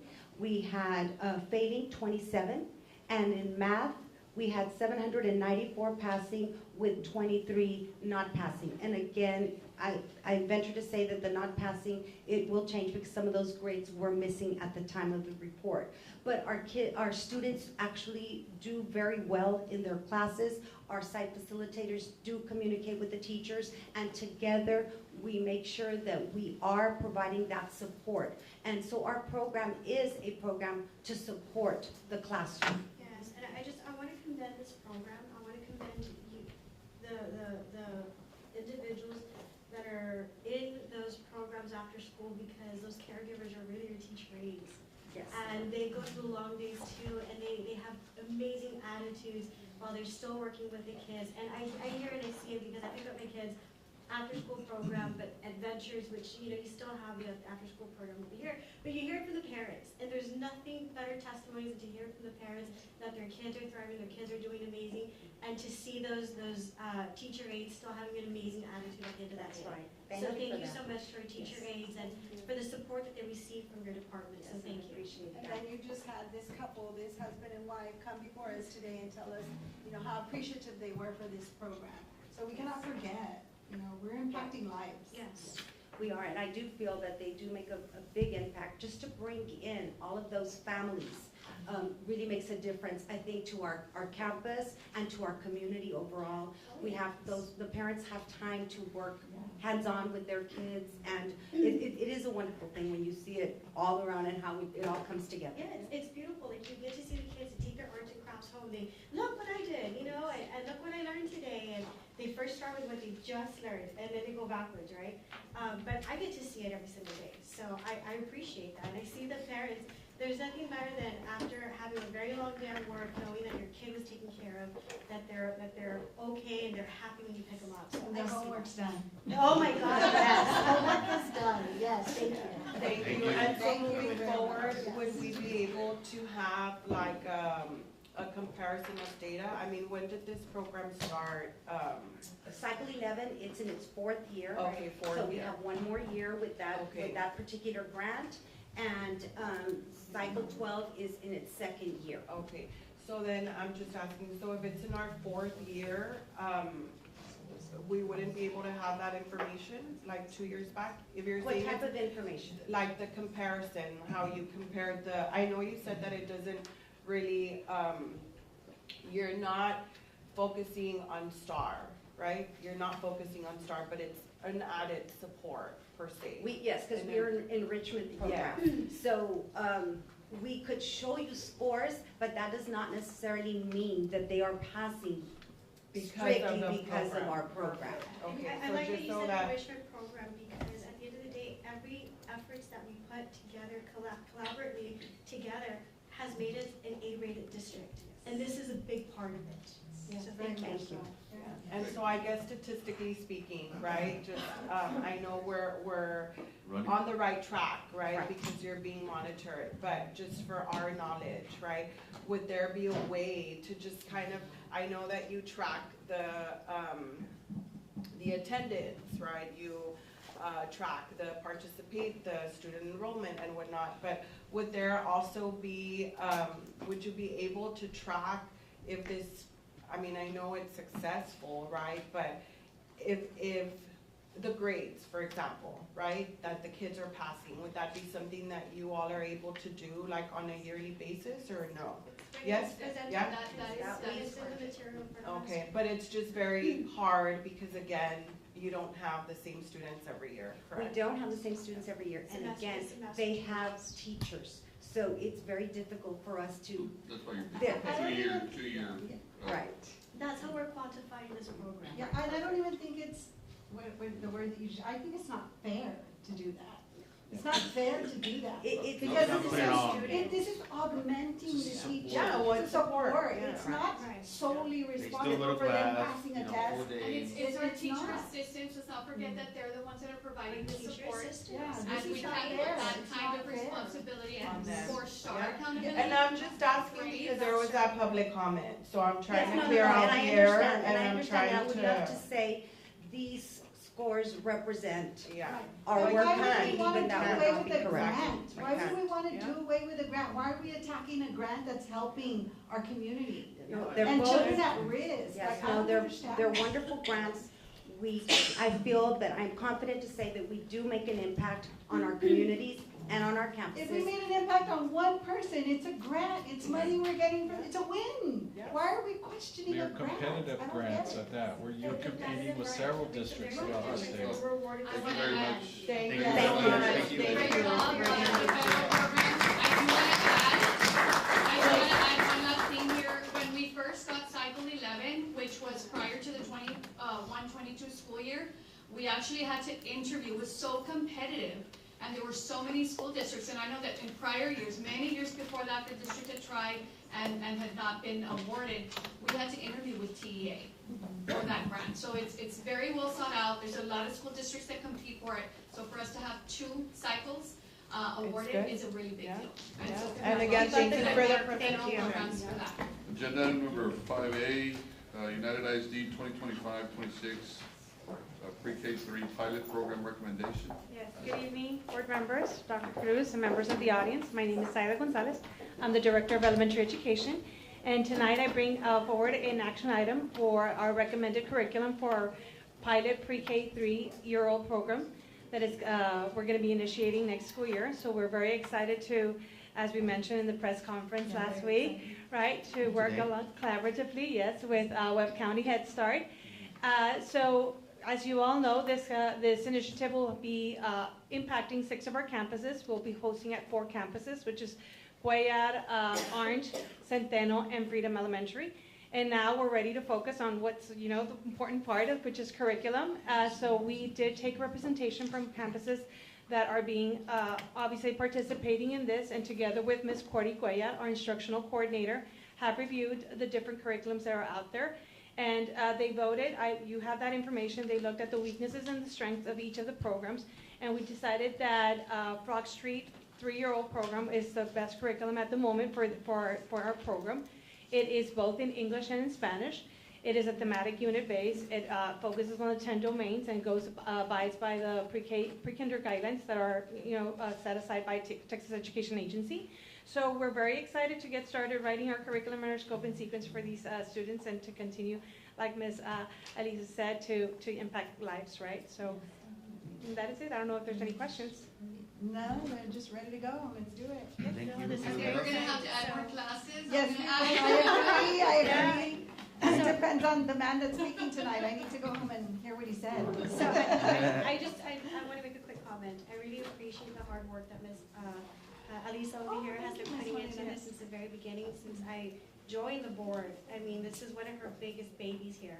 And to know that we have that kind of support at our district, it's at arm's length. And no matter what happens, good, bad, indifferent, I've seen it myself, where parents have called me, even in my district, and I say, hey, we have a very good person on that board, a very good advocate that is there to support you and always willing to take a phone call, and that's been her.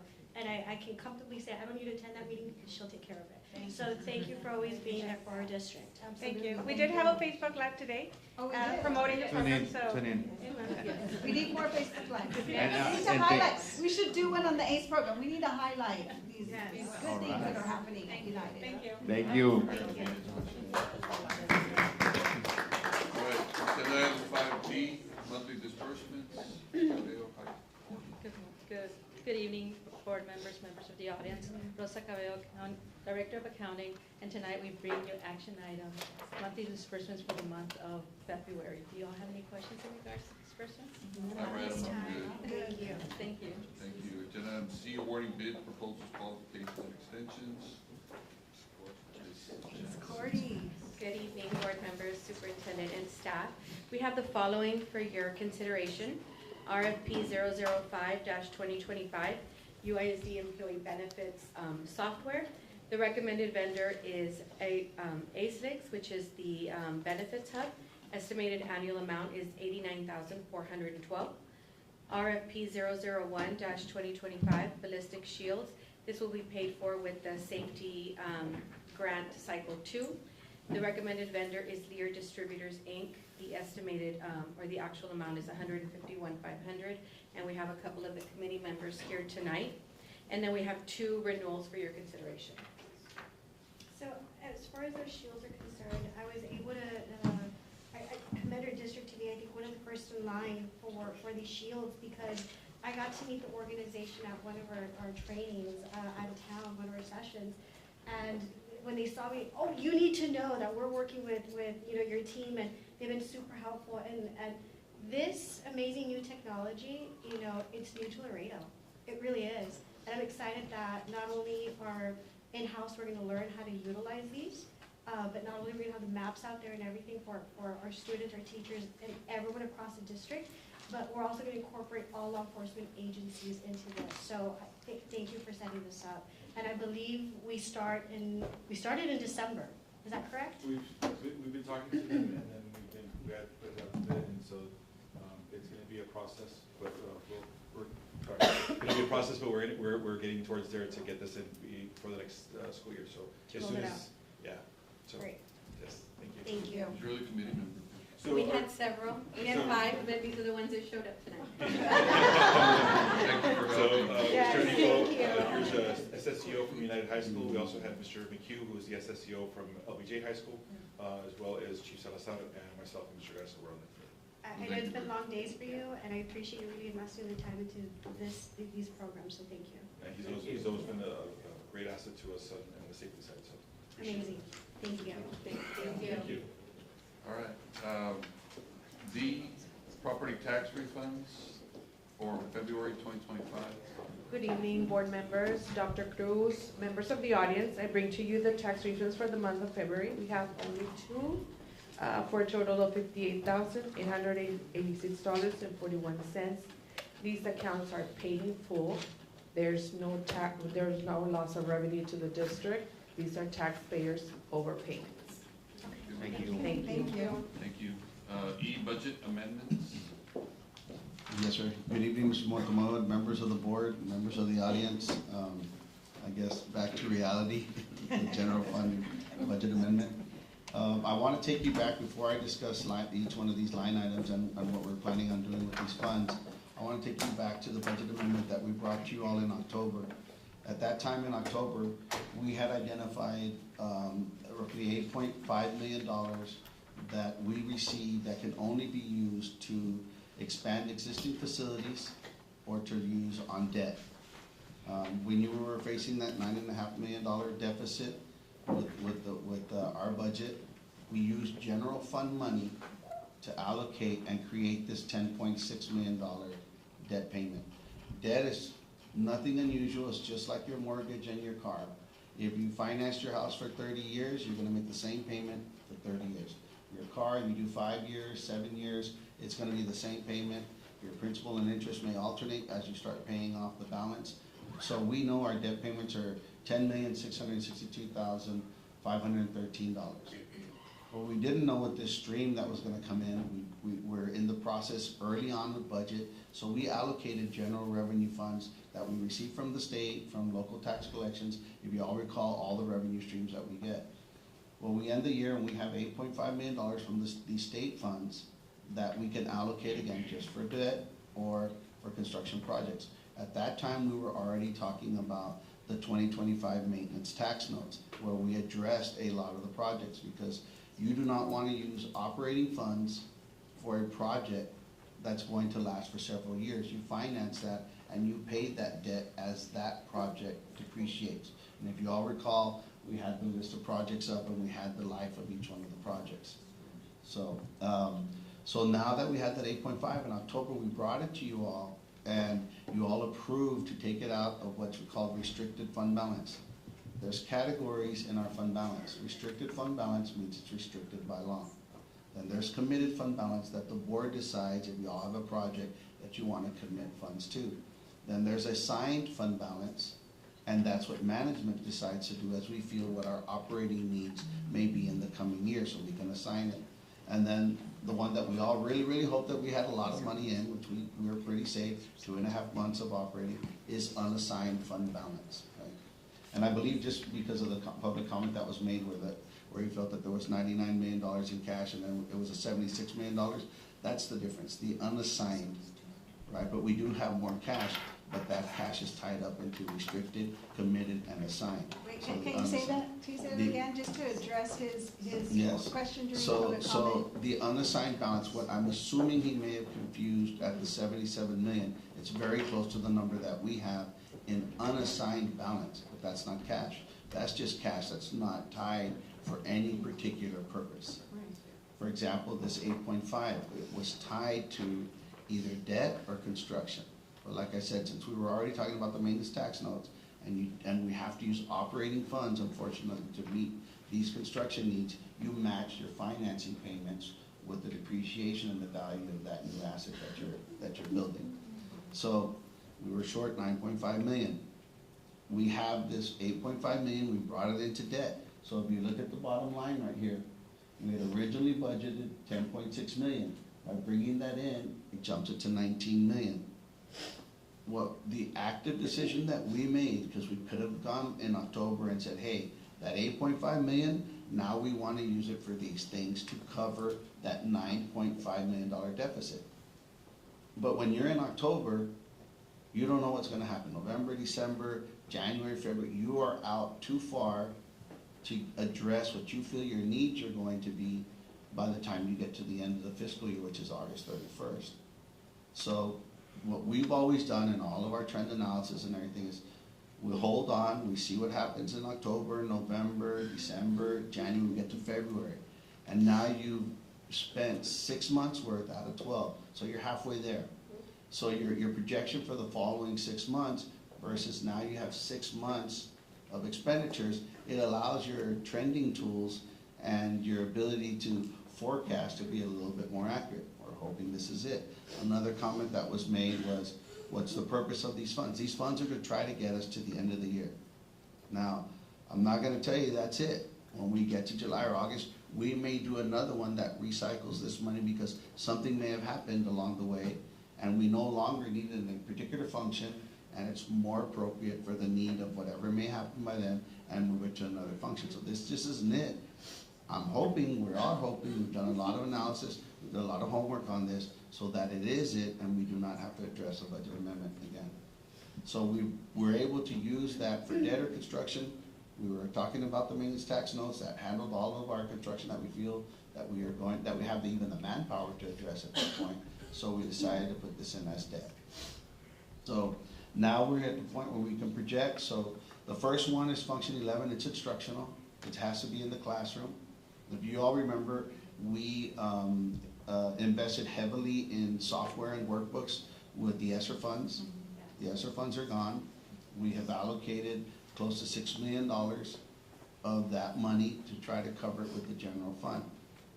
This $4 million is what we need to get to, because they're actually coming out with all the expenditures to be 10 million. So that's gonna directly affect the classroom. Okay, but it's gonna be in software, a combination of the software and the workbook, so that. More software programs than what we've already purchased? There were a few more software programs. That is still under review. It'll probably, as we go through time, and probably in next year's budget, we're reducing some of the softwares. We have that, yes, sir. Yeah, we're currently reviewing that software, and CNI submitted a survey to all teachers to look at which is the most impactful software, so we will be making those decisions, deleting some of those software packages. Also reviewing the contract. Many times these software packages are funded based on in total enrollment, rather than paying software based on 40,000 enrollment when it's only impacting 5th grade. So revisiting those contracts to be sure that they're cost effective, and of course the usage. What about the books, the books? The books, we get those from a separate IMA, instructional materials allotment, yes. So, but one of the things that we've asked in the past, and Because I know they're very expensive. we've had a roundtable discussion about this, especially after one of the board meetings, I myself met with a little bit over 100 teachers, and I sat there and I looked at the programs and they showed me. And when we sat down in that roundtable discussion, I was able to really engage, because I was familiar already after meeting with these teachers. This is about close to 2 years ago, right? About a year and a half ago. A year and a half ago, Yeah. actually. So we Yes. were looking at usage. And at the time, we had already started eliminating some programs, but we need to have that follow-up. Where are we at today? I know you're gonna consolidate like the iReady, and you're gonna consolidate some of the underutilized programs that we already have a program that encompasses all of that. And we're paying for it, so we need to get our bang for our buck, right? Yes, absolutely. So we just administered a survey for the teachers, directly to the teachers. Now we're gonna be working with the principals. We're also creating what we are calling curriculum maps, so that we can make sure what resources we're using, what's the main resource, what's the supplement resource, what is the program, the technology resource. We're looking at all of that to align, because we are going to cut the programs that are not being used, or that are not providing the return on investment that we need for our students' academic success. Now, the other one as well is before we sat down to have this roundtable discussion, we identified that certain campuses were allowed to purchase their own programs. They were purchased, they were used, and then there was no more usage. However, the license still was there, and we're still paying for it. Did we put some parameters in place to say, we have to go through a certain level of authorization to purchase programs? Currently, we do have the TIPA form, and that's worked through Ms. Judy Garcia, Director for Instructional Technology. And so we haven't changed that at all. So they are going through the approval process. However, we also need to look at each individual campus at times. Again, based on teacher input, because let me give you an example, Class Kick. That is a program that certain math teachers at the middle school want to keep. So what we're looking at is, are we paying for full enrollment? Are we paying only for the enrollment at the middle schools? We're doing a very deep dive into all of the instructional programs, the full alignment, because I remember in that discussion, we also talked about the scope and sequence and how it was all over the place, and how things were not aligned. We restructured everything. We've been implementing that scope this year, and we're about to set up another survey to see, okay, teachers give us feedback. We did get their feedback as we were making the changes, but now we want to know, okay, we've used it for a year, how are we doing, what is it that we need to improve? Why are we spending an additional $4.1 million from the already $8-9 million that we budgeted in August? Well, we were only We don't able to have that budget, information we yet. didn't budget the full 8.9, we budgeted 5.5. How much? 5,500,000 to get to that 8.5, and it turns out that it's 10. Yes. So we need to increase it. So you would increase it, so that's, we're waiting for. Right. Okay. We didn't increase any other programs this year, so we just looked at the usage. And this is part of the books as well, right? We're looking also at our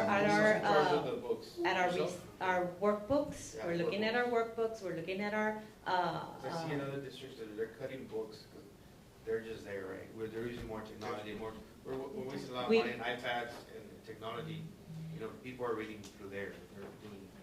I don't want to cut Digital my berries textbooks. though. No. I'm We're thinking not. for the higher level, I think, it's Yes. not for the elementary, I know, but just to do a survey. And so there are see where state we're at. adopted materials that we must implement because they go, just like the pre-K, the Frog Street curriculum.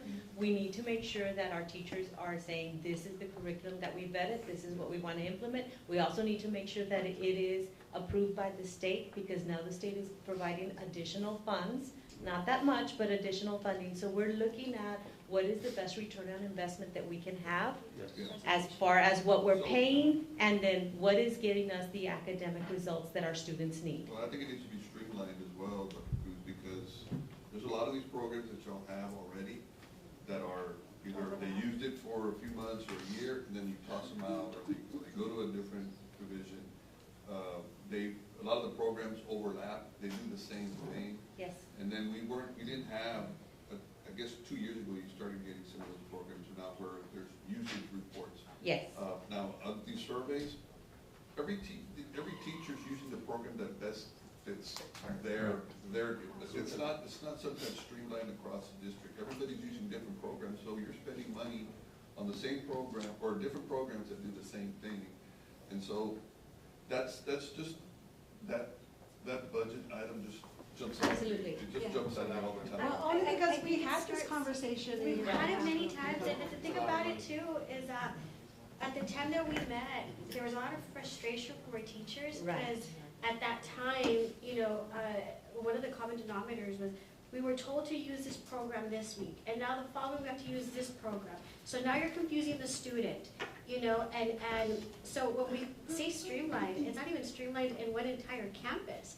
You know, teachers are using, or they used to, I don't know, we've already worked towards that, and we don't want to limit and say this is the only program you're going to use, period, right? But even though you have a couple of options, but we don't have several programs that are not utilized and we're still paying for. And I really think at this point, since it's been about 2 years, we started the utilization program, or really diving into that utilization report, I think that we need to have a presentation on that. Absolutely. And really look into what is working and what is not, because there's a difference between is it utilized, is it working? Correct, which is what I call return on investment. We want to make sure that our students are getting the academic support and progress that they need to make sure that the program is providing what it's supposed to. So we have standardized some programs, iReady being one of them. Yes. Also magnetic reading being another one. We are monitoring, this is our second year implementation of magnetic reading, but again, we're already seeing the impact that it's having on students coming out at kinder, at first grade, reading where they need to be because it is so strong in the phonetic base that it has. And I also wanted, in that report, we include, because this is something that we identified then, was the programs that were moved to another department. Instead of cutting them, they moved them. So if it's being utilized, we want to see where is it being utilized. The use at Did they campus. start it, didn't work out, we're going to push it out, but then we're going to put it to special education. Well, maybe You know. Mr. Pettis can give us a usage report. Skyward. for next. Oh, it's gotta be next different. week. That's different, that's our No, student but- information. I don't know if you'll have Keep it it. up there, I can see. I don't know if you'll have it by the board meeting, but if you can really put together a good presentation for the following month Yes, ma'am. and make it meeting, Yes. I would appreciate it. And like I said, we're creating curriculum maps so that everybody knows what we have and how we're measuring the use and the impact that it has on student achievement. And also, you hit a sore spot for me too. If we can see where the scope and sequence was when we started, and where it is today. And where it is today, absolutely. We will do that. We haven't run the survey yet. We were just meeting in cabinet about getting that survey for scope and sequence. We probably will have that by May.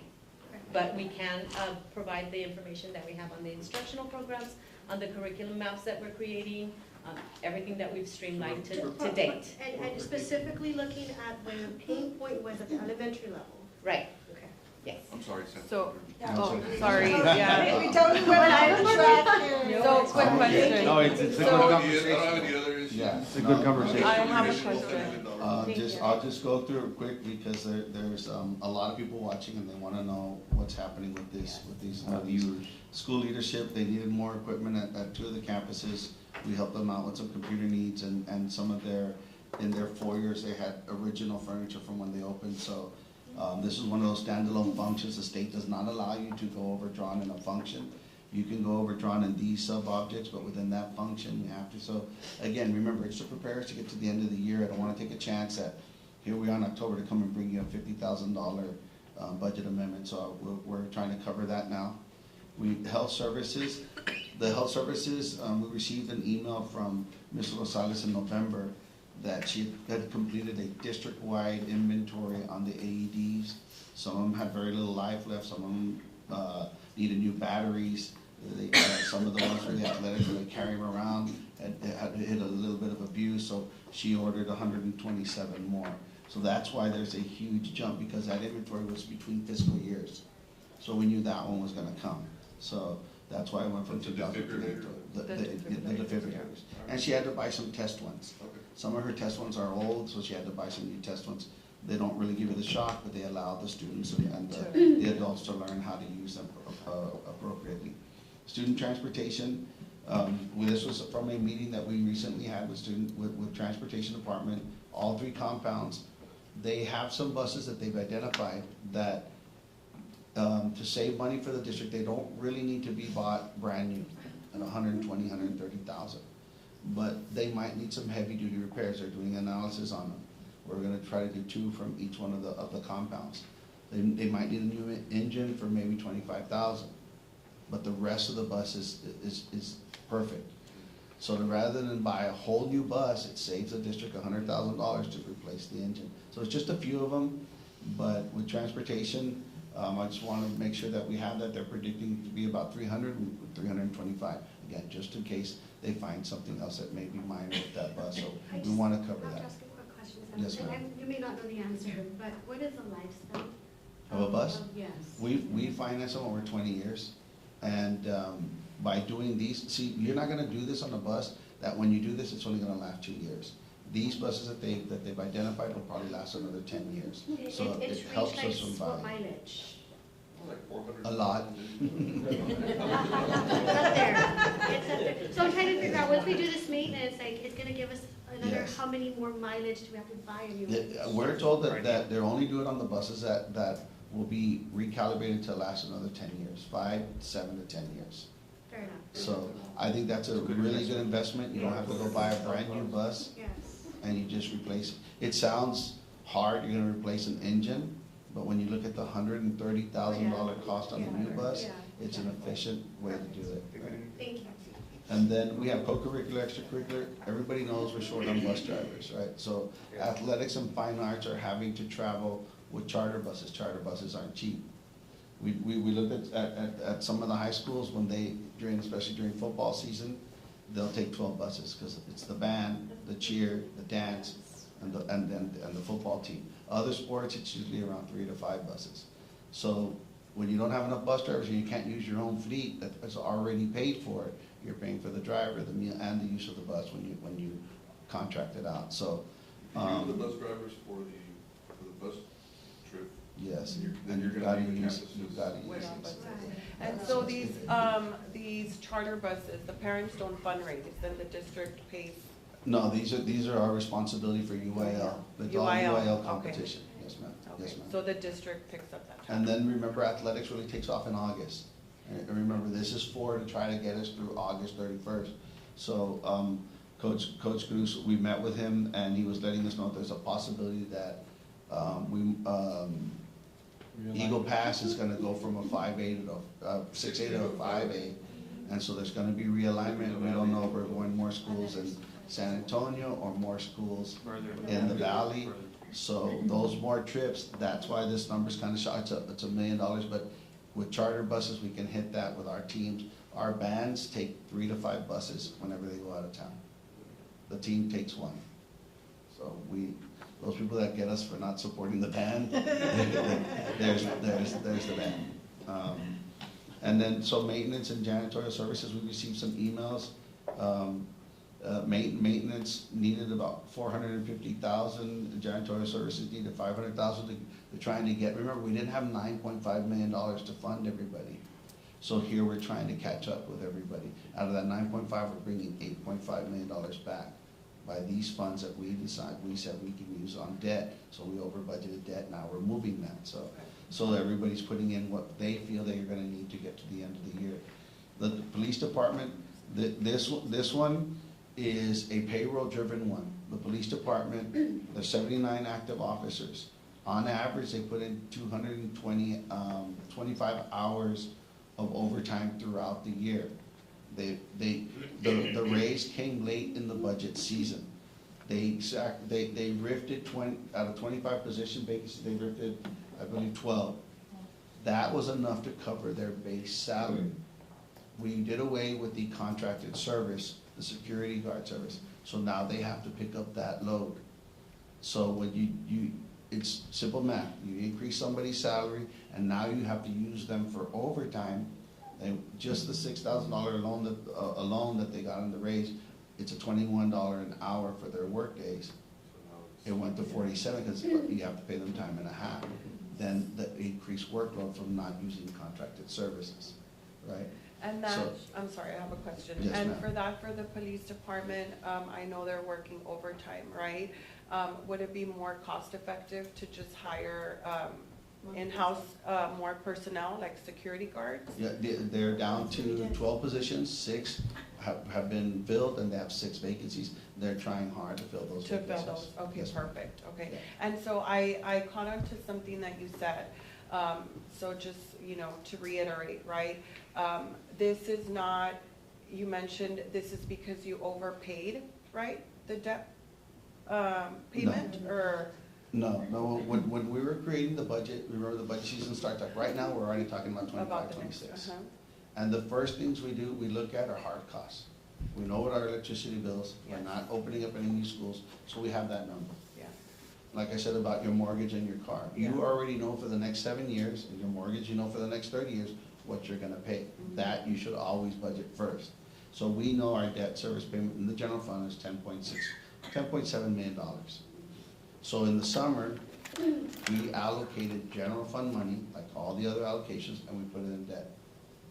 As we're getting to the end of the year, we're about to adopt the budget, we start hearing that these county land, the money that generated from the county revenue stream came in at 8.5. We were adopting the budget, and we didn't want to throw a wrench into the confusion of, plus remember, you only have 10 days after you advertise to adopt, and you have to adopt by September 1st, so we were in, let's get through the budget. Then we came in October, we explained this in the October board meeting, that here's 8.5 million that we can use for construction or debt.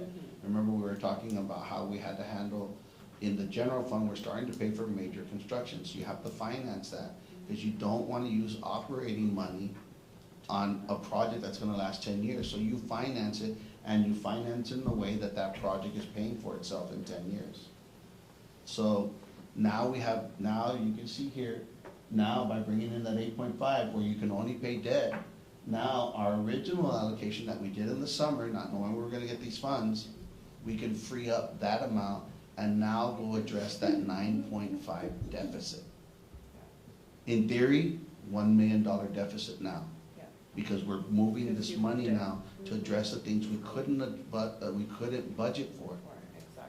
Exactly. We can't get too excited, because the board also adopted an one-time payment this year straight from fund balance. That was about 11.5 million.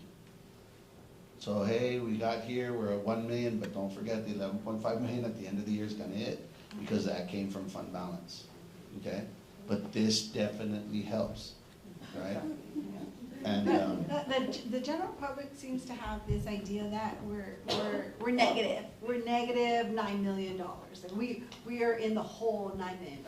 That's, can you explain that to the general public, that that's not the case? okay, I hope I just did, but I Yes, know, I think that's why, Yeah. no, that's why I asked, because I know, I understood it, but it was a little bit too sped up. yes. I think So they that's made it why I easy. think the way you Okay. explained it was good, it was Just good, like, yeah. we're not in the whole $9 million, because we have, we could call it a savings, right?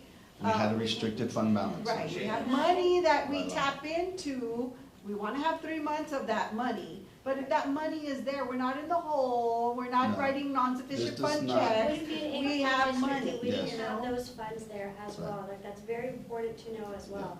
So we have The very 70-something million, very the healthy, number's very eluding me, but the 70-something million that we have in unassigned fund balance has nothing to do with this. We still have the 70-plus million in unassigned fund balance. This was a particular line item in restricted, and by law, we $70 have to million put it. we 8.5 have million. saved that we're not touching. Yeah. That's what the general And- public and Mind you, needs and to I know. not all met- I school met with- districts have that amount of No, money they don't. either. Yeah. So. We're gonna have more next year. Yeah, I met with staff, and it's already at 8.6 million, but I didn't want to confuse even more and hand out a new budget amendment for you guys. We'll address that, and we'll bring the revenue and recognize that revenue in a later board meeting.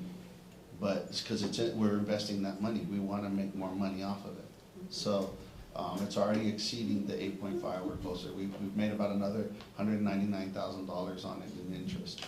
So, there's no financial mismanagement. You know, we're doing our best to be as smart as we can. But you gotta come to the board meeting to hear the presentation. I would love to record this and then just play it for you guys, and then you all just Well, I mean, it's vote on live, it later at the it's board. on But it's very important to have this interaction, so Yeah. I know the public wants more on this, but these things have to be talked out. They Yeah. need to be explained, because without that explanation, then there's really gonna be misconception on what we're doing with these funds. And I think, Because time has passed since we brought this. But we had to bring it because we were in the audit. And these reputable CPA firms need to know, what are you gonna do with it? We've gotta come to the board and say, the board approved it to be used for debt. Okay, then it goes in restricted fund balance on your financial statements as future debt payment. There's a timing issue when you're working in the summer. We're closing 1 year, we're building the budget for the next year. And we don't know what these numbers are gonna settle on, and then it takes 3 months to get through an audit. We're a large organization. And so you're trying to float this timing and do what's required, trying to be transparent at the same time, so we brought it in October, so that when we got financial statements, people that wanna look at them, they're online on the website, you can see that there's reserve, we've earned interest since then. So at the end of the year, we wouldn't have done anything with these funds, we have 8.6, maybe 8.7. But we have a need now, we've gotta catch up to that $9.5 million. Yeah. If we wouldn't have done a one-time payment, I wish I would tell you right now, we're $1 million deficit. But we have $11.5 million one-time payment that everybody deserved. So that'll hit at the end of the year. We'll probably still end up maybe with a $12 million deficit. But hopefully with the legislative means that you've heard from Ms. Benavides, the funding is coming and we overcome that immediately. I think the most simplest way you can explain would be, for example, like a mortgage payment, right? When you have a mortgage payment and you pay your payment, you have a portion of your payment goes to your principal, and then a portion of your payment goes to your escrow, right? And at the end of the year, right, your mortgage company is in charge of paying the taxes, right? The school, Yes, ma'am.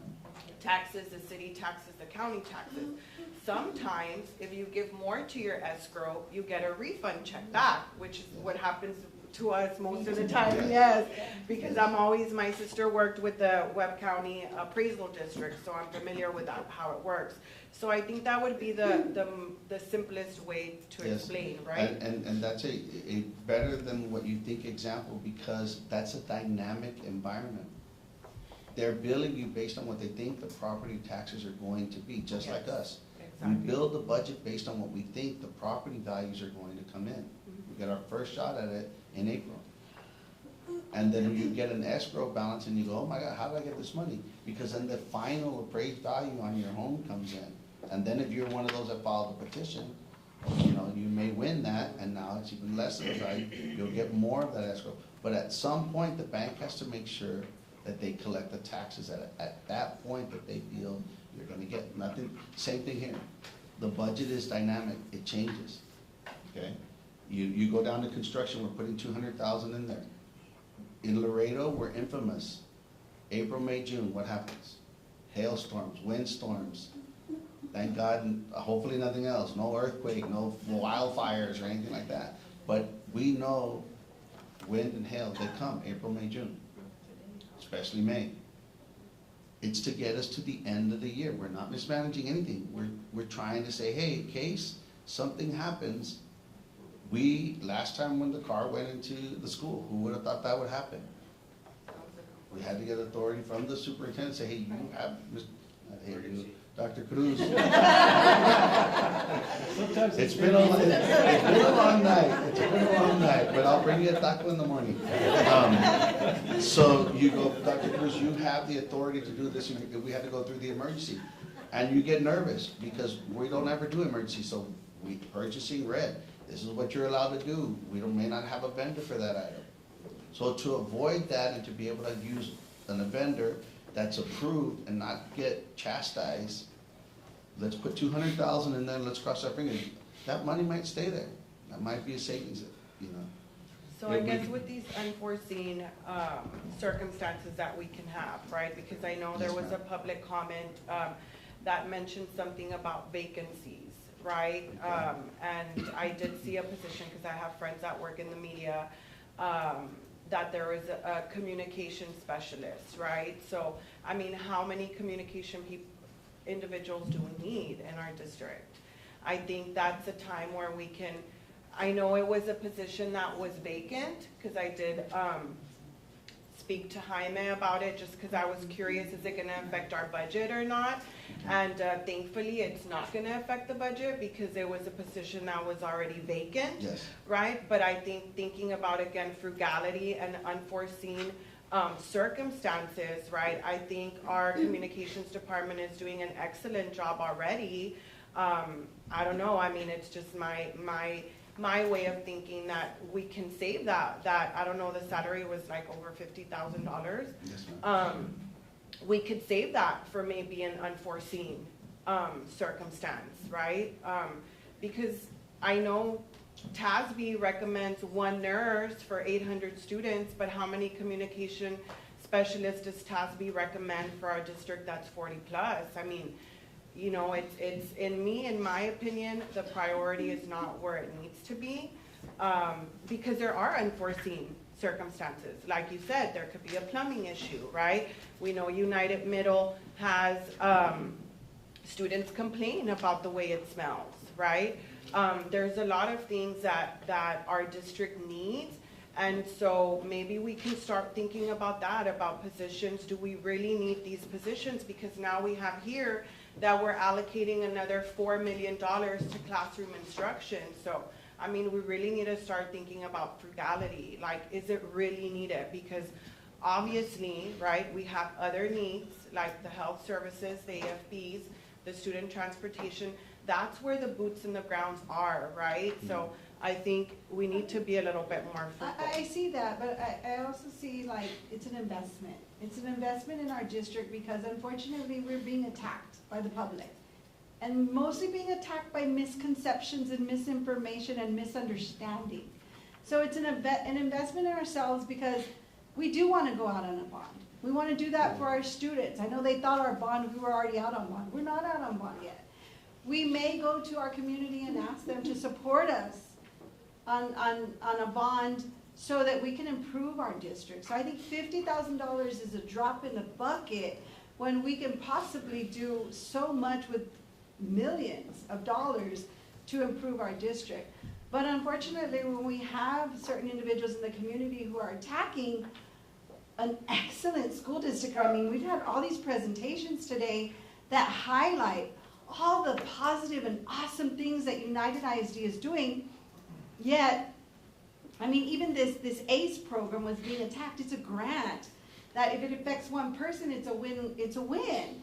And so when you have that, I think you need the public to see the great things that are happening, and it's an investment for our students. I think it's very little, considering all the positives we can get out of this. We're gonna have the ability to discuss all those budget items and positions and things like that in the near future. For now, Budget workshop. let's go back to the budget amendments. Does anybody have any questions on the budget amendment so we can move forward on the agenda? Thank you, Sam. No, right. don't, those were all the questions I had. Thank you. Thank you, Okay, Mr. board Flores. resolutions to be passed in support of grants submitted to Texas Governor's Public Safety Office. Good evening, board members. I'm Dr. Edie Landick, Director of Grants Administration. Good evening, Superintendent, everybody. It has been a very informative evening already. I'm going to try not to take up too much of your time. We're bringing to you some resolutions that have to be passed in order for us to be funded for several grants from the Texas Governor's Public Safety Office. One of them is for additional bullet-resistant shields, and this is for the ones that are worn by our officers. We also have for our, and Mr. Hunter Bettis is here in the event of questions. I'm sorry, what? Go ahead. Okay. We have for a governance and planning grant, an assessment evaluation grant, and a mitigation grant for our cybersecurity. And listening to all the words about return on investment made me do a little bit of longhand math. Y'all have to excuse me. Basically, 3 out of 4 of these grants will require matching if funded. The matching is up to 20%. If we're funded on all 4, for every dollar we expend, we will bring back $6.51 in services to our district. Fantastic. All right. All righty. Thank you so much. Thank you, ma'am. Thank you. We have nothing against Thank you. grants. No, we love grants, actually. Yeah, bring 'em We on, love bring 'em on. grants. Not the matching. We love Not grants. the matching ones, but 20% isn't bad. Employment contracts, addendums, and letters of insurance for the 2025-2026 school year. Mine's a boring item, so it should go that's pretty okay. quickly. Thank you, Mr. Canales. Yes, thank you. No questions. Mine should be really quick, hopefully there's no discussion. We have basically our contracts, our addendums, our insurance letters for our employees for next year. All we're doing is approving the language that is in the contracts. Those contracts won't be issued until May, but we wanted to approve it upfront. Appreciate that. Thank you. Thank you. First reading of Texas School Board TASB Update 124, the local policies. Yeah, so these are actually the local policies that we do have to bring to you for adoption. We technically do 2 readings, so this is the first reading. We'll bring the second reading to you until April. We have been discussing currently with management some of the language, and you have all the backup. Basically anywhere, it's minor language and recommendations that TASB is making, some deletions, some addition of text. A lot of what we have seen is actually updating the vaping language to actually electronic vaporizing devices, because obviously we know that they're no longer just electronic cigarettes. So that's pretty much the biggest change that you're going to see in some of the local updates. As far as CFC, Ms. Martha Stahl is going to be presenting that to you all in the next item, because she did work with, we did work with TASB on that local policy. Perfect. Thank you. Okay? Thank you. Okay, first reading of revisions to board policy, CFC local accounting audits. Yes. Good evening, members of the board, Dr. Cruz and the audience. I'm bringing to you board policy CFC local, and this is local policy. We've had this policy since 2006, which is when Texas Education Code 11.170 was adopted. That said that if a district hires an internal auditor, the internal auditor needs to report to the board. That's when this policy came to be. But prior to that, we've always had our internal audit charter, which is a document in itself. It would get approved separately, It's right here. We have one that was approved in 2021. So we've had that.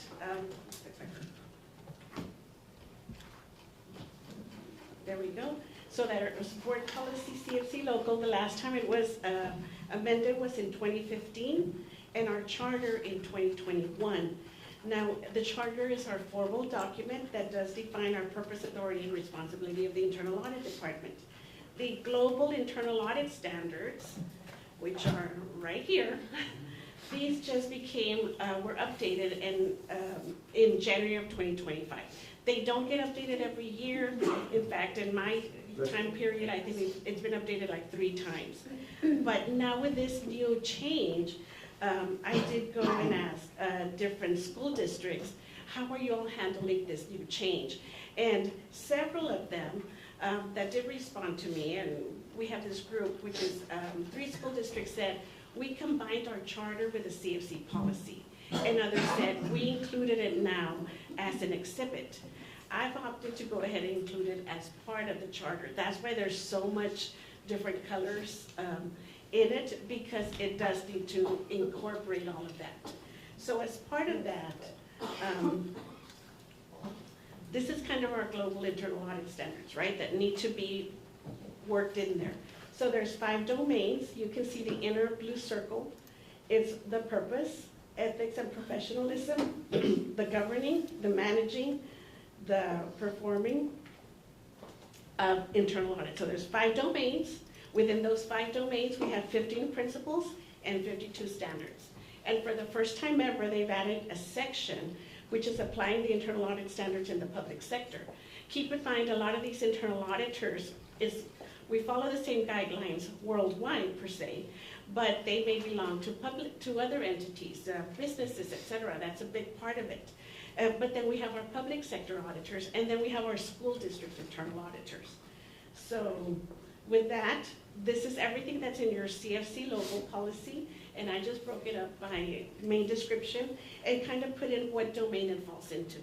For example, purpose will fall under domain 1, auditing standards fall under domain 2, and down the list. It's a very lengthy policy, so I don't want to go through all the details, but I don't know if y'all have any specific questions. So we're going to incorporate your global internal audit standards into our policy? The charter, yes. Where I think the last time you signed it, Mr. Montemayor, it was like a 5-page document, and now it's just incorporated together as one. That's fine with me. Okay, Thank you, Ms. Knowles. Before we adjourn, I'm sorry, I just want to give a very special shout out to all the teacher aides, the coaches, the teachers, everyone, special education staff that participated in Special Olympics to help our students. It was a major success. Thank you so very much. When we were at the arena, I have to tell you, it took me a minute to really take it in, because for the first time since I've been a parent with UISD, this was the very first year I did not see a single meltdown.